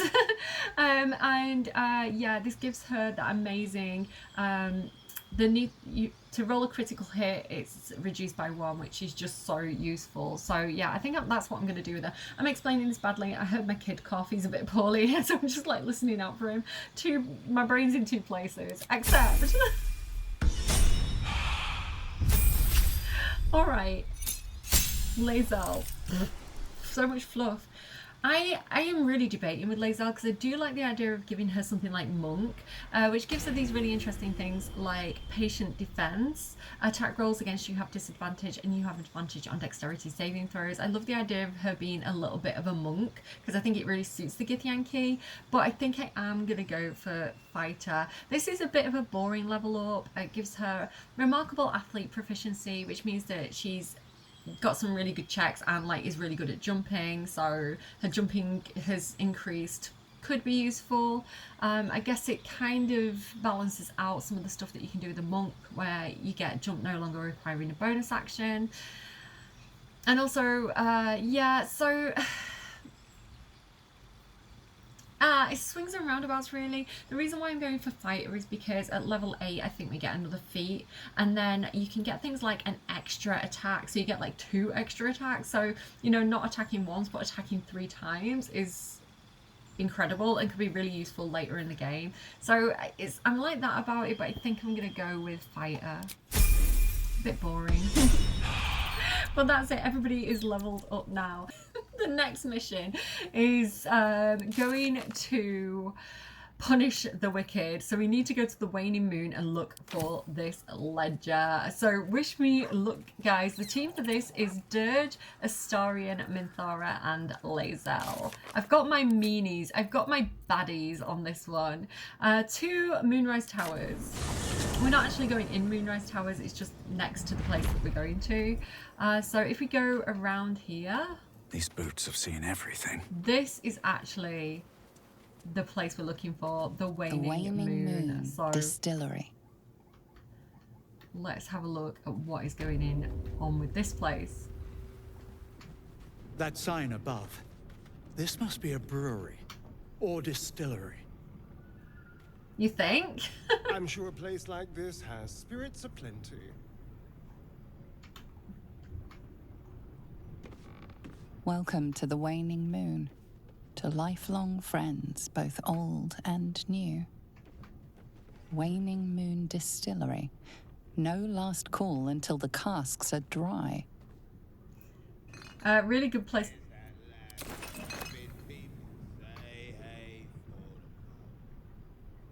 Excuse me? Singing like pirate shanties over there, are we? So yeah, this is a really good place to come for more camp supplies. Ban list. Here we go. Barred from entry. The following ex-customers are unwelcome. Do not let them in, even if they should beg, especially if they should beg. Martin Doherty, human, chug and run. Oh, sorry, he drank his drink and didn't pay. Adam Smythe, lascivious, I can't say that word. I don't know if you can tell. Lascivious behaviour, also known as the pickle incident. I don't want to know. Oh, there's a Thorm. Geringoth Thorm. She knows what she did.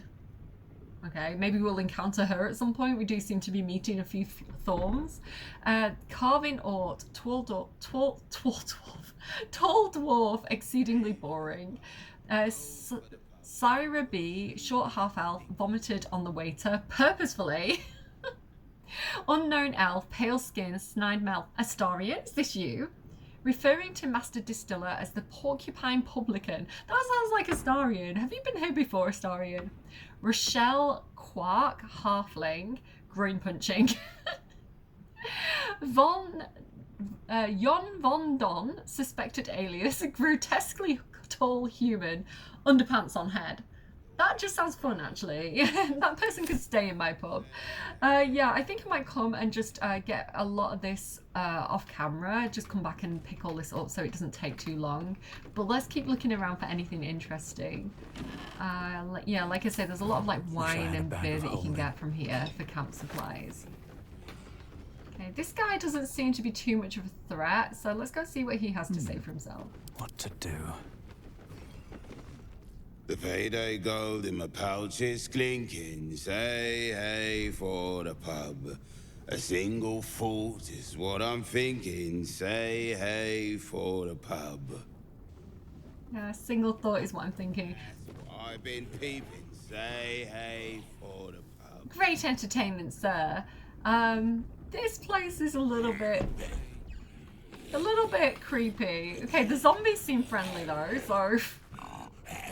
Halflings and gnomes order here. You got a little bar for the halflings and the gnomes. That's so cute.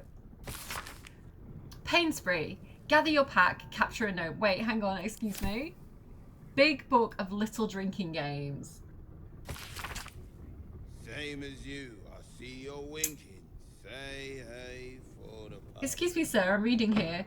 Sorry, I don't think they were friendly to the gnomes and the halflings. I think they were using them for sport. Pain spree. These are the games. Gather your pack, capture a gnome. One by one, your chums gloat how to best maim the gnome. In alphabet I-ical order, starting with A, a weird alphabet. Come up short, take a drink. Last chum standing gets to kill the gnome. Example, arrow to the bollocks, break its shins, club its head with the broken shins. Maybe they're not so friendly around here then. Hey for the pub. Stone. For the pub. Shush! We'll soon be stinking. I get it, you're at the pub, shush.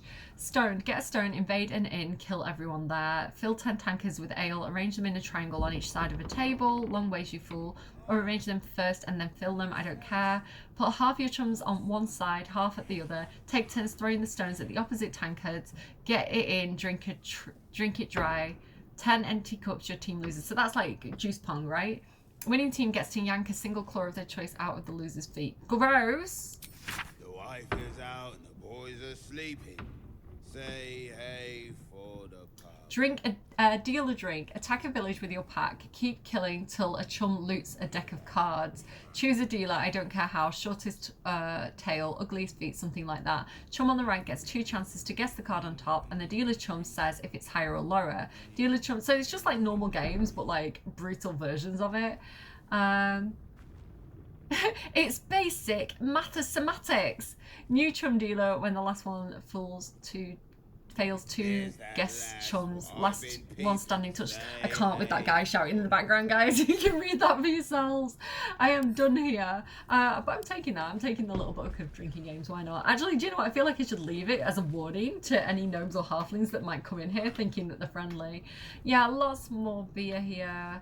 I'm going to come back and get all this off camera. What's this? Full body depiction of a tiefling. Some paintings I can loot if I wanted to. Let's keep exploring this place. Let's go around. There's another guy down there. Let's stay up high for a minute. Yeah, I definitely want to get the vibe of this place, perhaps, you know? And we are looking for that journal, so it could be in any of these boxes. But not that box. What's in here?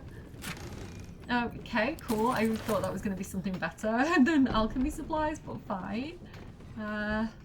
Oh, there's another guy here. Hello, blighted patron. I don't know you. Perhaps I forgot you. Yeah, perhaps, maybe. I'm going to go down this ramp, sort of in the middle, and work my way over to the bar. Because it feels like whatever's happening is probably happening at the bar. Lots of barrels here. Hello! Water.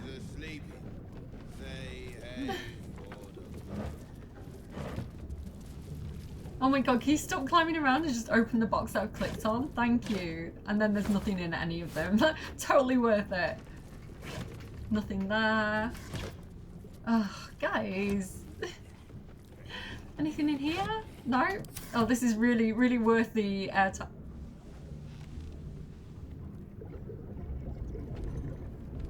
I got too close.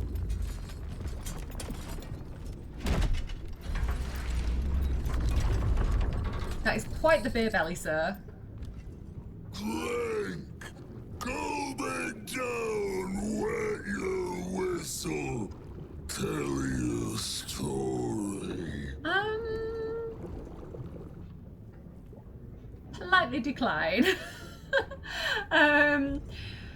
He kind of looks a bit like a mind flayer. I don't know, with all the, it's like tentacles, but they're kind of like tubes of beer. And he's a Thorm. Thizobold Thorm. Drink, gulp it down, wet your whistle, tell your story. That's very rude. Let's go slightly mid-diplomatic with Dirge. What is that you're serving? Only the best. Oblivion and beyond. Sounds very Sharon. Go on. Cheers. Bottoms up. Go nuts.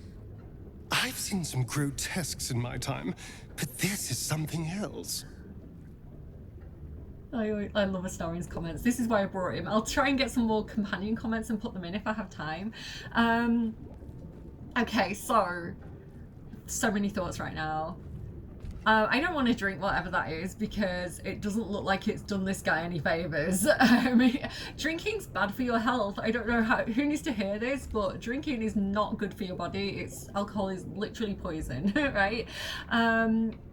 Do I drink occasionally? But like having grown up in a pub and having definitely grown up in a culture that encourages drinking, like social drinking, alcohol can be really problematic, and you can definitely overdo it and it's not good for you. And I think I definitely feel a lot better when I'm not drinking versus when I am drinking, which sounds like stating the obvious, but like the long-term effects of it as well. So I don't encourage drinking, guys, and being in situations like this, because I'm from the north of the UK and we do have a drinking culture here, especially when I was growing up, kind of late 90s, early 2000s, you know, if it was what you did to be social, which is why I liked my imaginary friends. They didn't bully me into drinking. So yeah, that pressure, the pressure to drink. Go on, just one more, topping up your glass. It can get you into sticky situations. And so it's interesting how they've taken that social pressure that's a very relatable thing that a lot of us are familiar with, and they've turned it into something where it's like, you really don't want to drink that. There is something wrong with that drink, you know? It's an interesting art. It imitates life, but on a really big scale, you know, a really like exaggerated scale. I think it's a clever dynamic, but I'm not gonna, again, we want to be friendly here, so I think I'm gonna go for being a little bit tricky. It doesn't say I'm drinking it, it just says that I'm picking up the tank card. I'm scared that if I say no, he's gonna get mad at me, so I'm gonna pick it up as though I'm gonna drink. Is there a plant pot around here somewhere? Leaning in, you can see how the creature's skin barely holds it together. The bulge of its belly is on the cusp of bursting wide open. No. Near to bursting. The next few sips could be his last. I think we have a plan. Go on, drink. Make it drink. Be drunk. You and I both. To our good health. The advantage here is that if you're ever in this situation, normally drunk people aren't the most observant and they're easily distracted, so you can take advantage of that. Okay, we are pretty good at sleight of hand. We are a rogue. Look at all those bonuses. We are going to pretend to swig deeply, avoiding the liquid at the last moment. So we're basically just going to go and not drink it. My tummy keeps rumbling. I'm sorry if you can hear that. It's because I'm a grazer. I'm like a cow. I like to like nibble all day. And so when I haven't ate for like an extended period because I'm recording, my tummy's like, hey, don't forget about me. Also, maybe it's kind of a bit scared because of whatever's happening with this guy. Okay, stop talking, Cinderella. Do the thing. So we've got Cat's Grace from our really cool armor, which gives us advantage on this throw, but we'll also take the guidance from Astarian. Guidance me, guys. Kind of an important moment. We've got a few checks to pass here. Have we done it? I think we've done it. Yeah, +3, +3, +... Yeah, we've got like a dirty 20 at least. Yeah, we're fine. We've got it. Thank you.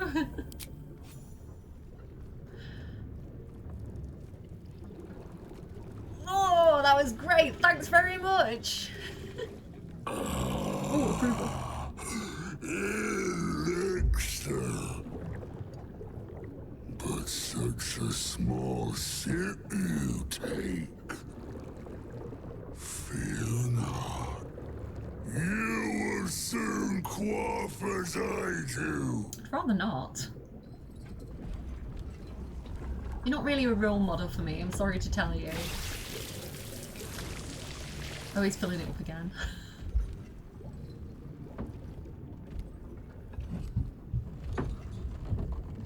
Now tell me a story.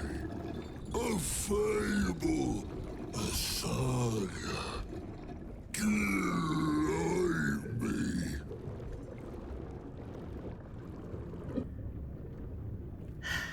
Okay, so we have been on so many adventures. From aboard a mine player vessel, I witnessed the hells themselves. I want to do something really impressive. This one's a pretty cool one.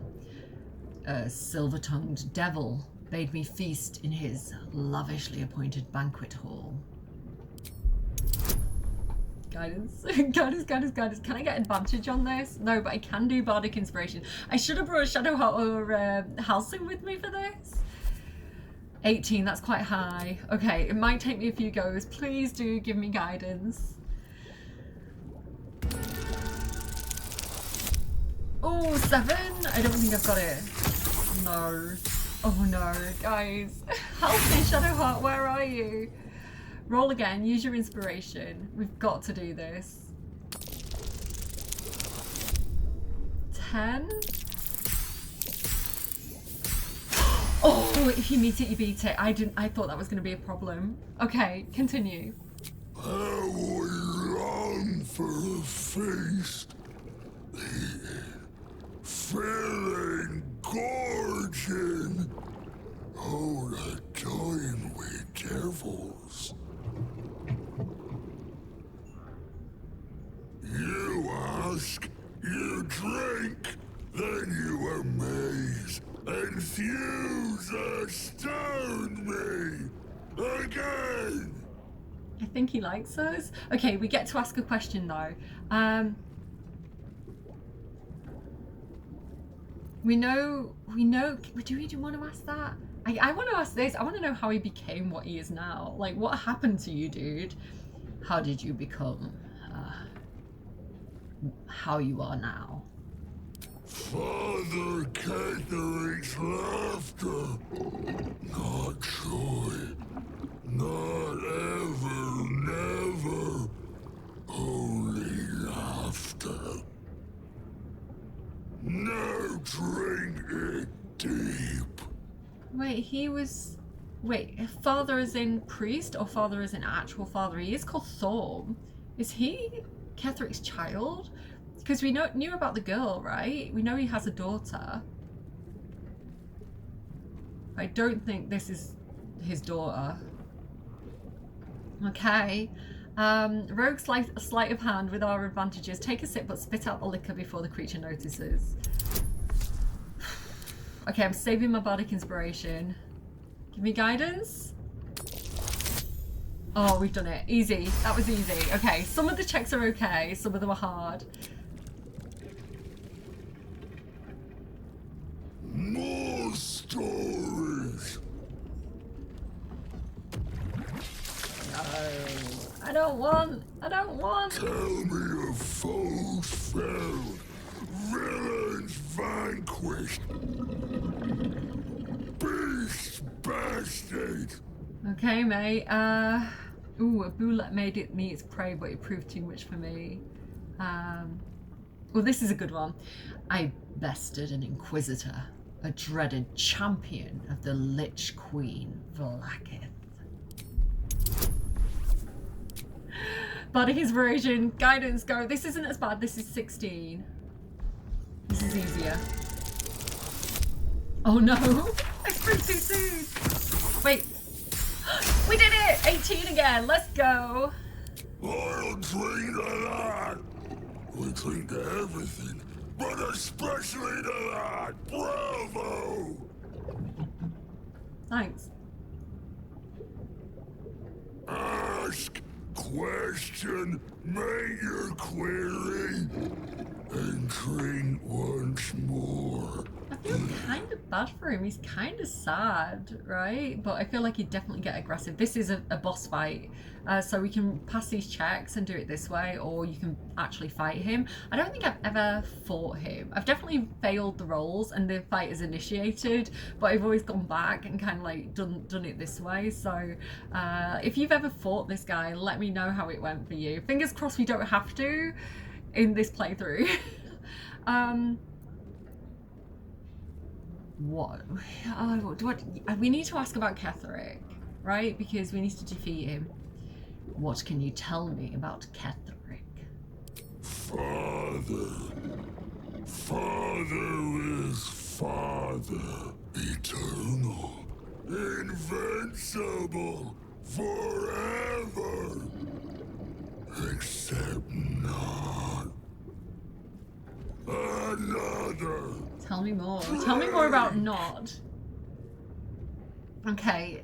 Take a drink, but hold it in your mouth instead of swallowing. Let's try it. Give me guidance. 18, 4, with all... Oh, I might have spoke too soon. Oh my god, we failed it! Roll again. Did you guidance me? I spoke too soon, guys. This is hard.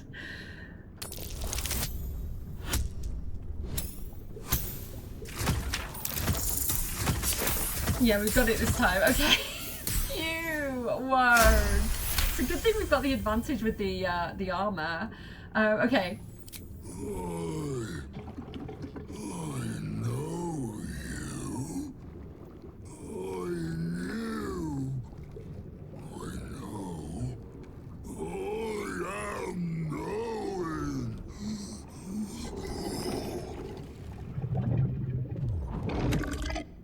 No, gross, gross.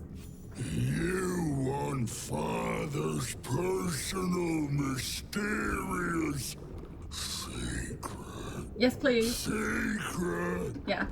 No. Not never. Father said, ordered, commanded. Don't say it. Don't say it. Her cage. Her cage. Her cage? Talk and perish. Die. Buried. Buried in Thorn Tomb. Father told me. We kind of already knew that. I can't perish. No. Neither. Too strong.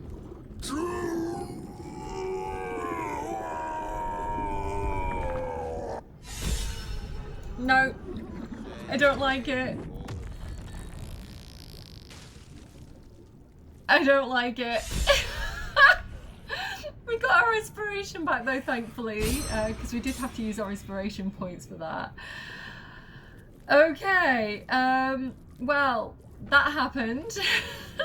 At least we didn't have to fight him, because I kind of like these little guys. I didn't want to have to fight these. The gore almost looks real. Superb. Encore. See, sometimes your imagination and disassociation can be a good thing. I should hit the road. You know, that's your imagination protecting you from things that could do you serious psychological damage. Okay, that was gross. I hate that. But I prefer it to having to actually fight him. Waning Moon Distillery. No last call until the casks I guess I'll are check the dry. things that I was trying to check now.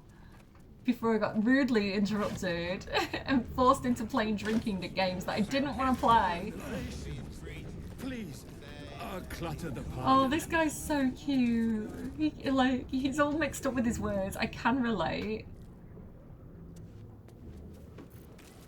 Do mess our pardon. Our master distiller spills quite the cause. Now settle your mind, chum, and get your shine on. Be will it what? Be will it what? He's so cute. I'm not going to be rude to him.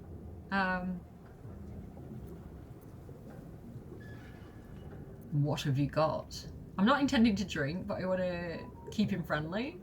Moon, mountain dark, coming right up. A man of proper taste. Hello. Are you all right? I don't know why I'm talking like this. This isn't Dirge's voice. Hello. Are you all right? To chum yourself up and whisk the old luggy jug bug you. So be what? The curse has left him with as much sense as a newborn slug. I like him. Yes, sir. So let's have a look at what is going on with the remains of Thizzabald. I can't believe that's all that remains of him. To be honest, I thought there'd be more gore than that. So we have a key, one key. I think this is for this door back here. Lots of alcohol. Nothing too interesting. I would have liked to have got like a weapon or something cool off in there. But... that might be worth a look. So behind the bar there is this floorboard that we can inspect a little bit more closely. We passed the check. And inside is Madeline's ledger. This is what we were looking for. This is a bit dark, guys, by the way. I'm going to be honest with you. The words for the attention of Dark Justiciar Natasha are written across the top of every page. This is an excerpt from the last page. The last page. Morning, day 15. Simon Nowak said Ketherick wouldn't hold on to Moonrise for long at this rate. Evening, day 18. Imani Atakni claimed it was unfair that the Thorns had the cussiest jobs. So yeah, she is dealing in gossip. She's like, you know, in like schmotty Germany, where people would like just like trade in the neighbours to the Gestapo and things like that. So yeah, not a good person. Basically, you can understand to an extent, like people are scared for the jobs. Yeah, you know what I'm saying here, guys. People are scared for the jobs. People are scared of the status quo. You know, they're scared of bad things happening to them, and so in that situation, you know, their integrity and empathy degrades, and they do say, you know, they do, if they're desperate, for example, for money and there's like a reward being offered, they might, you know, and the neighbours, they don't get on very well, maybe they ship in the neighbour for that reward money. But it's kind of like selling your soul. It's a really, really dark, horrible thing to do, but you know, it's that horrible double-edged sword of, you can understand why people did it, but absolutely you'd lose your humanity, right? You'd lose a bit of your soul to do something like that. Night, day 22. Mark Jacobs, the fashion designer, Benjamin Blancher, made jokes about the Thorns, especially Lord Ketherick. He said he was a misery guts and a weeping nutsack, and discussed exactly how his wife would have liked it. I know what Mark and Ben said was just plain awful, Lady Natasha, but they're some of my best friends. Yeah, this is what the guy was talking about. And I never heard such talk out of them. Maybe they were upset over their wages being cut and were the drunkest I'd ever seen by midnight. I know it looks bad, but hand over heart, you never met two gents more devoted to Our Lady, I swear it. So then why are you telling her? Why are you telling her? Drink quickly. A different, more elegant script appears beneath it, so this must be the Dark Justiciar. Our Lady of Loss would be proud of you, Madeline. Do not worry about Mark and Benjamin. Myself and your two gents are simply going to have a little chat, I promise. And then that's it. The next page is empty. So we know what happened to Madeline, right? And I can't imagine it ended very well for Mark and Benjamin. So, yeah, Madeline basically, she says in her own words that, you know, they're gents and they're her friends and she doesn't know what got into him, and she's making excuses for him, but she still handed them over to the Justiciars. So, not great. Not great, Madeline. I'm going to be honest with you. There is this room at the back here. Let's go and check out what's in here. I'm sad like we haven't had more from Minthara. I will go back and see if I can get any like dialogue from her and insert it like in the right places. I thought she'd be a little bit more chatty. I thought they'd have a bit more to say to each other. But they've been pretty quiet, this group. What's this? Purple worm gullet. Okay. What's over here? This looks like some sort of brewery, doesn't it? But they had poison, so I'm glad that I didn't drink anything, because if they've got purple worm poison ingredients back here, maybe I didn't want to drink from it. What's this here? Research notes. Research notes.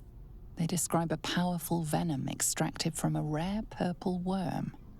Distiller Thisibald Thorm sought to create a fatal poison using the worm's gullet. He procured several parts of a worm gullet, but rinsed one in error. The poison he brewed was noxious, but not fatal. He devoted months to formulating a deadly poison with the remaining ingredients, without success. After exhaustive experimentation, he was able to make a near-deadly extract from the glands. But to complete his poison, Thisibald required one last ingredient: the petals of a corpse rose. The book's index reveals corpse roses may grow near tombs, mausoleums, and particularly redolent cadavers. Thisibald enlisted a courier from Baldur's Gate to obtain corpse rose petals and other ingredients and deliver them to a covert location. Unfortunately, a deep purple stain darkens the final page, obscuring the parcel's destination. So it sounds like he was intentionally brewing poison, maybe intentionally looking to poison his customers. Doesn't sound like a great guy. Let's give this a try. I don't know if he'll be very good at it. He's not very good on investigation, but focus your eyes on the page. Mentally separate the black image from the purple stain. Black ink from the purple stain. I might be able to use my bardic inspiration for this, so guidance me, guys, because I can't get it from Astarion if I'm doing this. I don't think I've done it. I don't think I've done it. Oh my god, that was so lucky. I must have rolled a 6. If you meet it, you beat it. Your mind separates the black from the blue, revealing the stash's location. You mark your map as a reminder. With the corpse rose petals the package contains, you might create Thisibald's purple worm poison. I mean, I wouldn't put it past Dirge or Minthara to be using that, to be honest, or Astarion. I'm going to take the book with me. Okay, again, I'm just probably going to come back and finish looting the place off camera, because it could take a long time if I collect every single little thing. Is there anything over here, though, that's of interest? Nothing that I'm seeing. Is there? I feel like there's a treasure chest over here. I failed the survival check, though. That might be Thank you, Astarion. I'm glad somebody is observant right now. I don't know what's in it. I don't know if it's anything good or not. Yeah, a few bits and bobs. We'll take it. Might as well. I think that was a potion of universal resistance there as well, and there, like resistance to, oh no, psychic damage, elixir of psychic damage resistance. So that could definitely come in useful fighting mind flayers, you know. There's a little bit more stuff over here. So on the ground we've got some drow poison. Minthara, do you want this? Stay vigilant. There are traps here. Okay, traps, good. Thank you for noticing that. I'm glad some of us have our wits about us right now. Serpent Fang Toxin. Is there something else on the floor there? I can't really see properly. The Waning Moon Consignment. The Waning Moon deliveries are recorded here in a careful hand. The rear pages, however, are devoted to the distiller's personal reflections. So this is the guy that exploded. He's Thisibald Thorm. So he was the brewer. He was the landlord. 10 of Tar Shack. I think that's like a month. Father Ketherick's reach begins to extend beyond Wraithwind's borders. The Thorms are but collectors of coin, glory, blood, and more yet. So maybe that's, I'm thinking blood is the surgeon guy. Maybe this guy's the guy who collects coin, or glory perhaps, because he was telling tales of glory or listening to tales of glory. I, however, collected that which holds upon, oh no, he's saying he holds the most the most value information. Sorry, I can't speak right now. The mason caught my eye. Oh no, so he's the one who discovered the mason. Straight are his steps and faithful are his words, for as long as his drink does not touch his tongue. 2 drops of Blackfire whiskey and he sings his heart's true tune. He calls father a tyrant, a coward, a traitor. He beseeches the moon maiden to shine upon him once more. Dangerous words, I've told father he will surely silence the mason and make him an example, which he did do, we know this. Meanwhile the mason draws his heresy, sorry. It is all I can do not to mock him to his very face. 6 of flame rule. My own methods are used against me. The ale she fed me was poisoned. Who? And by my own hand. So he was fed his own poisoned wine. Let me just check that time, sorry. My truth serum was all too effective. Was it the Dark Justiciar? I professed the lot, the poison drinks, Malice's treatments, the interrogations. Malice is the guy from the hospital. The interrogations, all of it. She means to reveal our schemes to the Baldur's Gate authorities. Who? Unless, of course, I grease her palm with more gold than Geringoth could muster. She's the other thorn that was mentioned in that other book. Father would have my head if he knew, or worse yet, donate me to Malice. No love lost in this family, hey? Such is my good fortune that I possess all manner of barrels. She should make a perfect fit. The harpers came too close. They poisoned Father Ketherick himself, yet he professes no ill effects. Malice insists it's a fluke. Doctor he may be, but he is no less fool for it. Father has achieved that of which I can only dream of, immortality. I have long suspected. I can guess Father's purpose, but I cannot fathom the memes. Tell me more! The harpers poison Ketherick, but he professes no ill effects. Ooh, we're getting a lot of Thorn family gossip here, guys. So there's another thing there. Mixer of poison resistance, elixir of poison resistance. Bet I can crack that open. Hopefully we can do this. I do have a lot of advantages now. Punch drunk bastard. Tippler's rage. So this is a great club. While you are drunk, you have advantage on attack rolls. You also create a blast with each attack, dealing 1d4 thunder damage. That's quite fun. I don't think I'm going to end up using that. And we also have on Serpent Venom Toxin, part 13 of the Basics of Alchemy series. Yeah, cool. Would you like to know something interesting? If you mix suspension of venomous fang with vitriol of Lol's candle, any vitriol will do, out comes a poison drip drip drip. When in doubt with alchemy, when in need of ecstasy, when my throat clicks with scream, drip drip drip is what I dream. It did not work. The platinum scale plan, it did not work, and I hurt so badly. So this must be by Thorn, right? This is like where it all went wrong for him.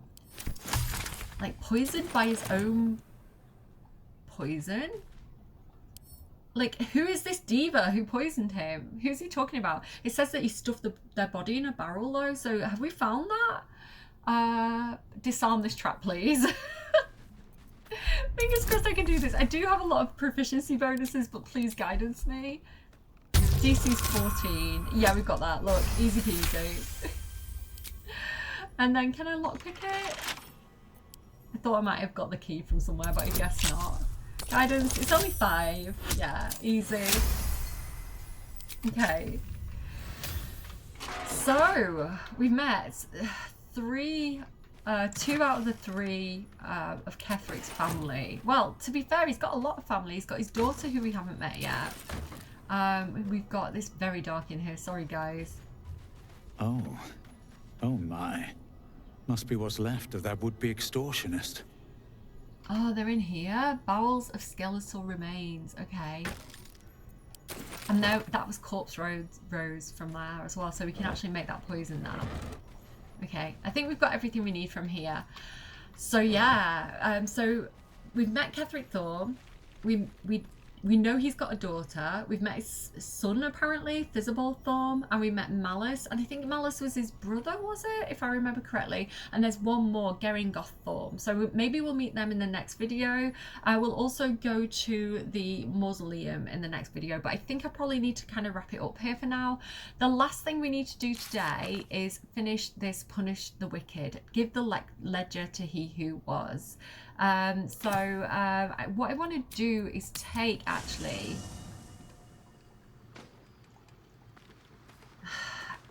I kind of like the idea of Will doing this, because Will has some stuff about, because his dad's like the Duke Ravengard, he has some things about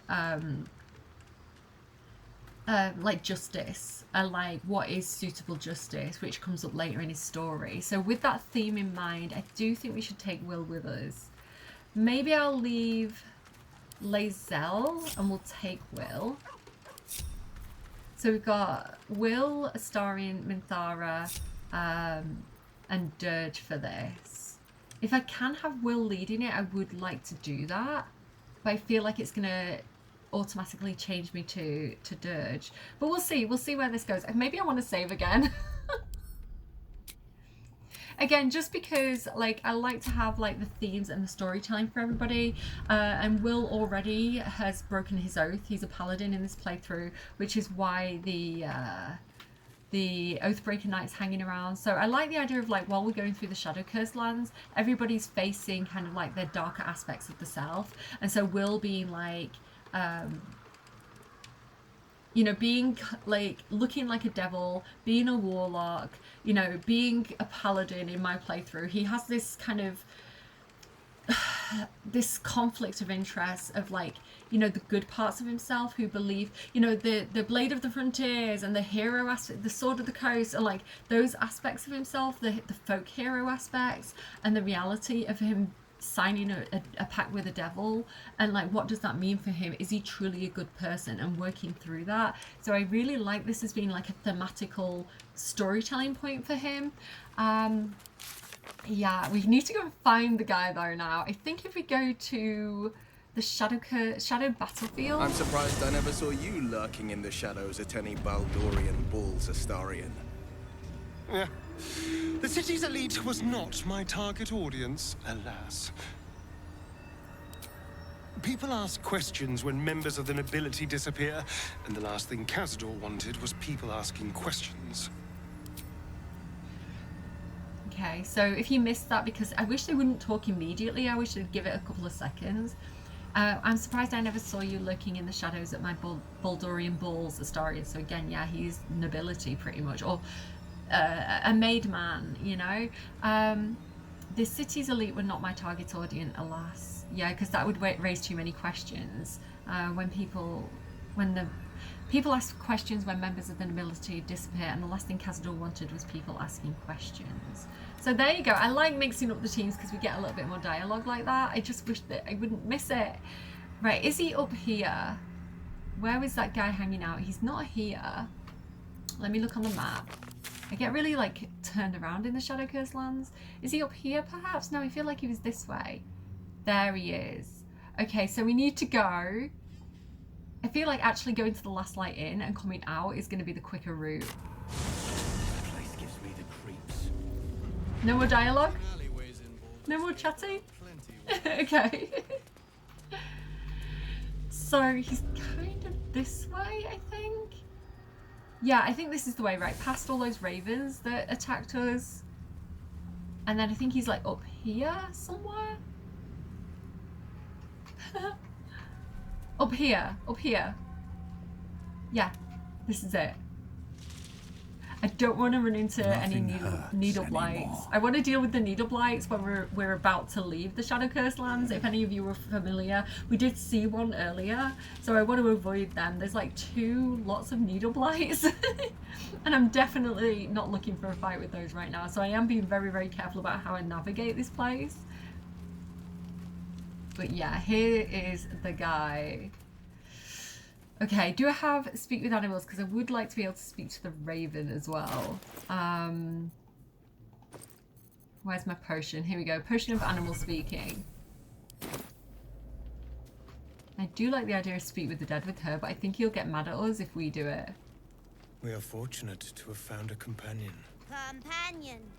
Companion. Be at ease. None could ever replace you. Ooh, interesting. Okay, so I want to read that book actually. Can I read that? No. Ooh, horn. Drinking horn. Nice. So we do know that the Shaded Kai were actually recalled. So we got this this note because there was another Shaded Kai out there, and this person, yeah, he who was, what ails thy mind? The queen was clear. A full retreat to the Shadowfell with all due haste. This is the Raven Queen. You beheld the fate of Lover's Whisper, who was another Shaded Kai. After a 10-day in the darkness, she knew not her own name. The lands are rich in tragedy and memory, which is what the Raven Queen collects in archives, but our minds are vulnerable to the malignant curse. Lover's Whisper strangled her own raven. This morn, her raven. The queen was incensed at the loss of a child and struck Lover's Whisper down, as was her right. Return at once, or I will be forced to report your desertion of thine will. So of thine will is like the third Shaded Kai in these parts. So yeah, he's been ordered to go back. And he's probably going a little bit insane right now, is kind of the deal. I want to have Will talk to him, I think. Sure, why not? Our orders do not matter. The air stirs in trepidation. You have the ledger. So this can be something that breaks your oath, if you are oath of whatever. I can't remember which one I took for him. Oath of the light? I can't remember. Oath of devotion? Oath of the ancients? I can't remember which one he took. But this can break Will's oath. But he's already broken it, so I don't know. I just thought it was interesting for him to do it. How does Will talk? How do you know I have the ledger? How do you know I have the ledger? The Raven always knows.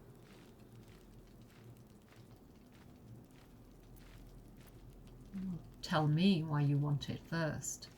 To punish a murderer. If that is not enough, leave. I have no time for those lacking commitment. So in my head, Will's struggling in this moment with his idea of like, the woman Madeline did this bad thing, you know, basically dobbing in her friends to this horrible torturer dog just to see a woman, the Inquisitor. And to him, that's inexcusable that she wouldn't have the honor to protect her friends. So he would feel some anger towards her for that, because his whole thing is like honor, what is and isn't honorable. So she does deserve to be punished, right? She has committed something that he sees as a crime of dishonor. But yeah, let's see how this goes. Here, take it. I can't do Will's voice. We have it. Her lies, her guilt. Madeline reported her friends to a dark justiciar and fled when they were butchered.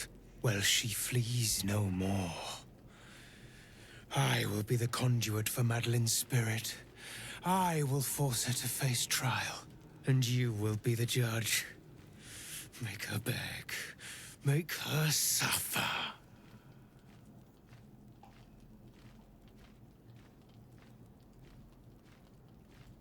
Let's see what she has to say first. Careful, for a serpent in life is a serpent in death.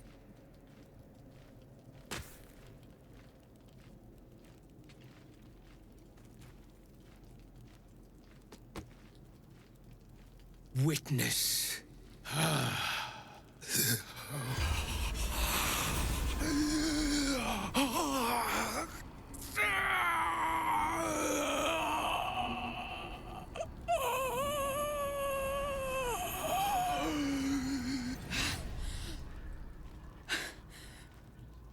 You said I was gonna be punished. That you'd be the judge. But I didn't mean to hurt anyone. Okay, so this is like a really unique form of Speak with the Dead, where he is like possessed by the soul of Madeline, or the memories of Madeline, which is a very cool variation on it. I don't know if I've ever seen this anywhere else. So yeah, he's took on like the mannerisms of her. He's basically letting her use the body.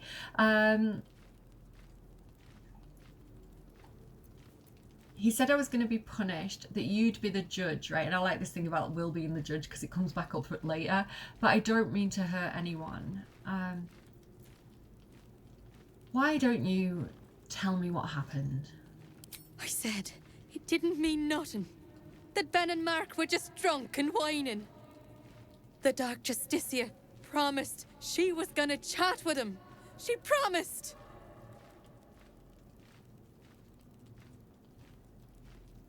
If it was drunk complaining, why did you report them? The Dark Justiciar said to report everything, big or small. She ain't the type you say no to. She gave him a dagger each and told them to press it against their stomachs Trigger on warning. the count of 3, to start stabbing and not stop till she said so. She never said stop. I'd do anything to take it back. Anything.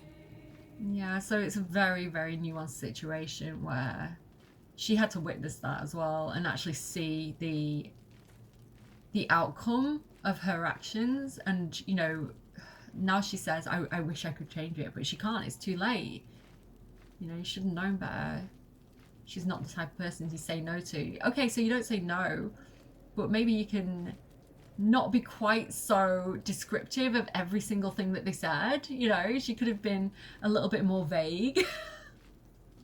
She could have held a few things back. She could have said something like, oh, they were out of their minds. I couldn't make out a word they were saying. But she was like, no, they said this, they said this, they said this, they said this. So I don't know, Madeline.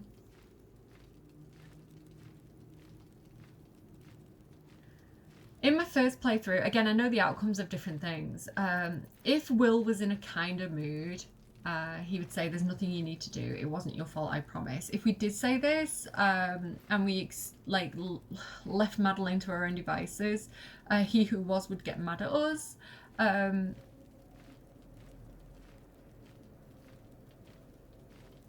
Again, what I'm going to go through is this one. I know all the different outcomes, and I think this is the one that I want to tell in this story in this moment. I don't like it. Again, my personal preference and what I did in my original playthrough was, it's not your fault, Madeline, it's fine.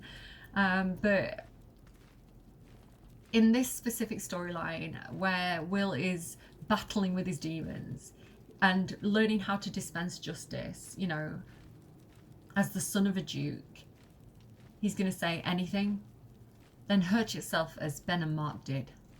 Stab yourself. Which, considering like she's possessing this guy's body, maybe we're teaching him a lesson too, you know? But again, like, trigger warning, this is gross. I hate this. Oh, we have Lucky to gain advantage. We might as well, because we're going to long rest soon, and guidance. Hello, you alright? My cat's a bit. Hi. Hello. Easy peasy. Like this?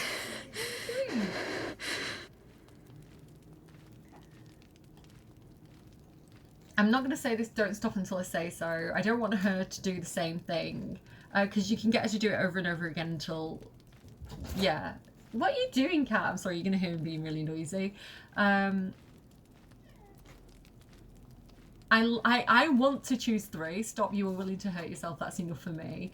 But I'm going to say, prove you're sorry. Do it for Ben and Mark. I'm sorry. I'm so sorry.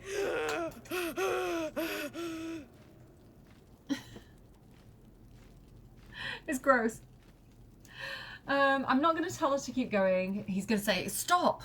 you've done enough. I'm going to say that he didn't really mean for her to do it, and then she did it, and he was like, he thought she was going to go, no, I can't, forgive me, like, but she went ahead and did it, and he's like, whoa, respect, but ouch. So yeah, stop. You've done enough. What are you doing? It hurts. God. I'm... Sorry, cat. I tried to hug him, but my wire got in the way. That was genius, my friend. You have broken her in ways I could not have imagined. Though I'd have preferred not bleeding quite so profusely. That was fun. Can I do it again? Instant regret with Will. That was awful. You were the one who forced her to relive the death of her friends. Nicely done. You have done well. Her pain and anguish were sublime. I will treasure it. Here, for your services, should I find another murderer in need of torment, I shall call upon you. Farewell. I'd rather you didn't, quite frankly. It's okay, we can go our separate ways. So they've gone now. That's just knocked everything over on me. So we do have this reward. This is why I wanted to do it that way, because I like these gloves. I think maybe you can get them off him if you fight him, actually. But we can get Summon Quoth the Raven. I'm a bit sad because you get a black raven, and it's not like that chatty raven. I think it would have been really cool if you'd got like the white raven with its like catty attitude, but you get like standard raven. I don't know who I'm gonna give this to. Maybe Halsin, but just kind of showing you what the deal is with this. You do get like a little summons. Here we go, Quoth the Raven. So it's like Find Familiar. And you get a little guy. I can't take the gloves off because I think it makes Quoth the Raven disappear. I'm sad that we can't talk to him, you know, like Shovel. But yeah, it's cool to have that little guy. And he has things like Rend Vision, Beak Attack. So it's just, you know, it gives you an extra person on the battlefield. It's quite cool. If you were playing D&D, ravens and things are really useful because you can kind of like have spells where you can see through the eyes in certain situations, and you know, you can send them off to scout for things. So yeah, really, really cool. So I'm happy that we've got those gloves. Not entirely happy with will ever believe this. that whole situation, but I do Moving like the ahead. storytelling aspect for Will. I want to see if we can speak with the dead with Madeline. I assume we can't at this point. There we go. Where's my speak with the dead necklace? Why do I have it twice? Do I not actually need the necklace anymore? Corpse does not stir. It will answer no more questions. Sad times. Are you sure? Because she is glowing as though I can talk to her. Corpse does not stir. No. Oh well. Okay, Madeline. She just has a bit of cheese and alcohol in her.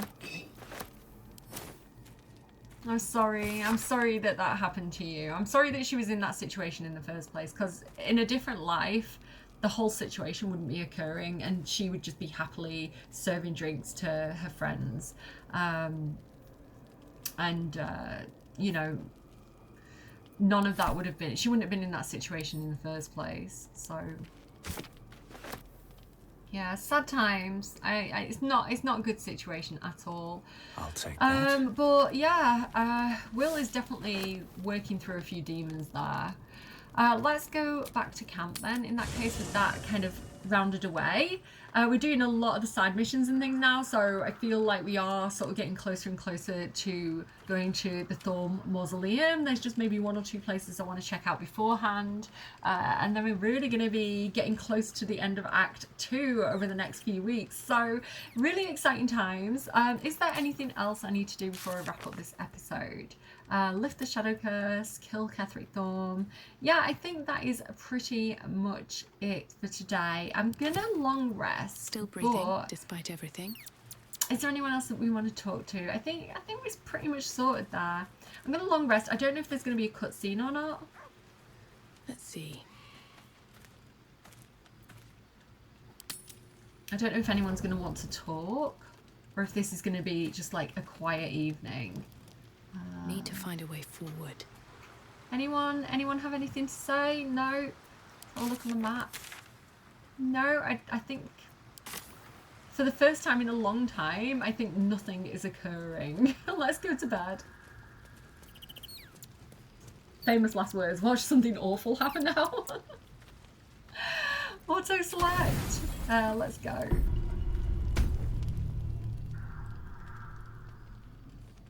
I think it's a quiet night. Night swimming deserves a quiet night. Yeah, we're all good. Nothing occurring. Anyone want to talk this fine morning? Or are we all good? We're all good. Okay, things are pretty chill. So like I say, in the next episode, we'll go and see if we can hunt down this Geringothorm. And we'll go and check out the morgue as well and see what's occurring there. Thank you so much for joining me. This has been a bit of a gory episode. I don't love the gore in games. I prefer the storytelling aspect and like the tension and things like that, where like the actual literal gore is kind of gross for me. So yeah, I hope that's not too off-putting for you all. Hopefully you've kind of been like me and kind of watching from behind your sofa, peeking between your eyes. Yeah, I think that's all good. Do take care of your faces. Thank you so much for joining me. Thank you so much for making it to the end of the video, because I really appreciate those of you who watched the whole thing. Really helps out the channel. So remember to leave a like if you liked. Remember to comment. All these things really helps boost the video, and share with people if you think they'll enjoy it as well, and let me know what you think. Would you have done anything differently? Probably. I definitely don't like the way that we handled the whole He Who Was situation. It's not the way I normally handle it, but again, the storytelling aspect of it and Will working through those darker aspects, I think we'll get him back on track in Act 3. I think Act 2 is definitely the people facing their shadow aspect of the game. I'm gonna go take care of your faces and I will see you again soon. Bye.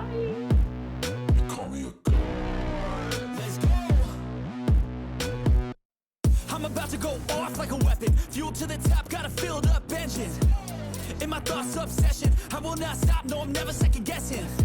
I got a God complex, haters love to hate but I never feel pressed. Got a lot on my plate but I never get stressed. I'll take all the pressure like I'm acing this test.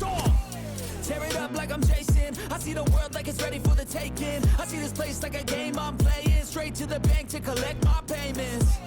No negotiations, it's my way, I was born impatient. And like a damn Freemason, I'll run this nation. They call me a